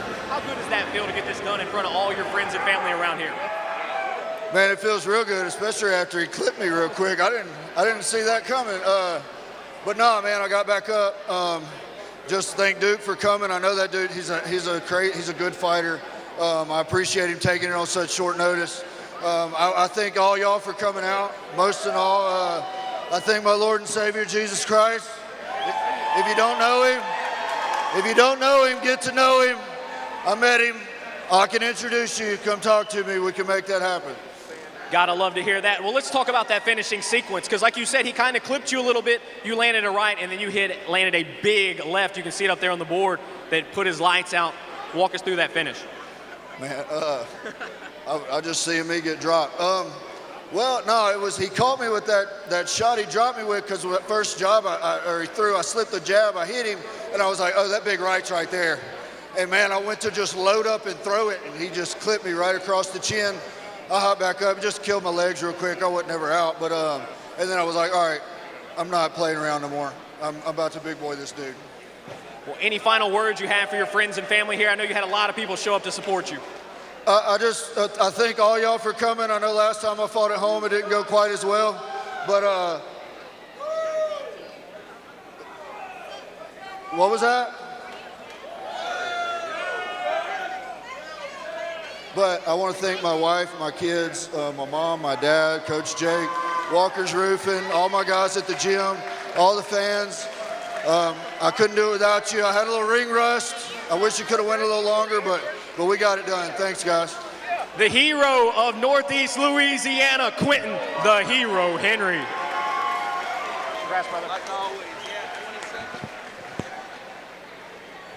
And ladies and gentlemen, just like that, that concludes another excellent night of fights here in Ruston, Louisiana.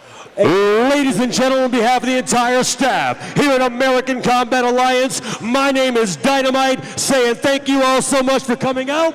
God bless you and good night. November 22nd, our final show of the year, AKA 51, at the Lake Charles Event Center. Come out and join us. It's going to be a hell of a good time. I'll see you there, folks. Standing here with Matt Schnell now. What a card. I mean, we had it all. We had a lot of knockouts tonight. We had a good submission finish as well. As the man that put together a lot of this card, what are your thoughts about this one? What a card. From top to bottom, these guys came out. These guys and girls came out and delivered. I mean, we saw everything. We saw everything about what we love about fighting. An exclamation point by our boy Quinton Henry, the hero of West Monroe, on the end of the night. But we crowned a new champion in Michael Murphy, and I think he's coming into his own in the bare knuckle boxing arena. And not to mention what might be one of the biggest moments in my AKA tenure that we've seen, when our boy Joey Lopez was able to score that comeback knockout that shocked us all. Amazing night. Ruston, Louisiana did it again. We had it all tonight. Kickboxing, MMA, bare knuckle boxing, and we really ran the gamut too as far as going the distance, having knockouts, submissions. Obviously, the highlight of the night, I think, belongs to Joey Lopez, but the exclamation point by Quinton Henry, and of course, the new champion of the AKA middleweight ranks, Michael Murder Murphy. Ready to sign off here from the Ruston Sports Complex in Ruston, Louisiana from AKA 50. He's the UFC's very own Matt Danger Schnell. I'm Tyler Not So Dangerous Moody. Hey, check this man out November 8th. He's back in the cage. Support our boy. We'll see you guys at AKA 51.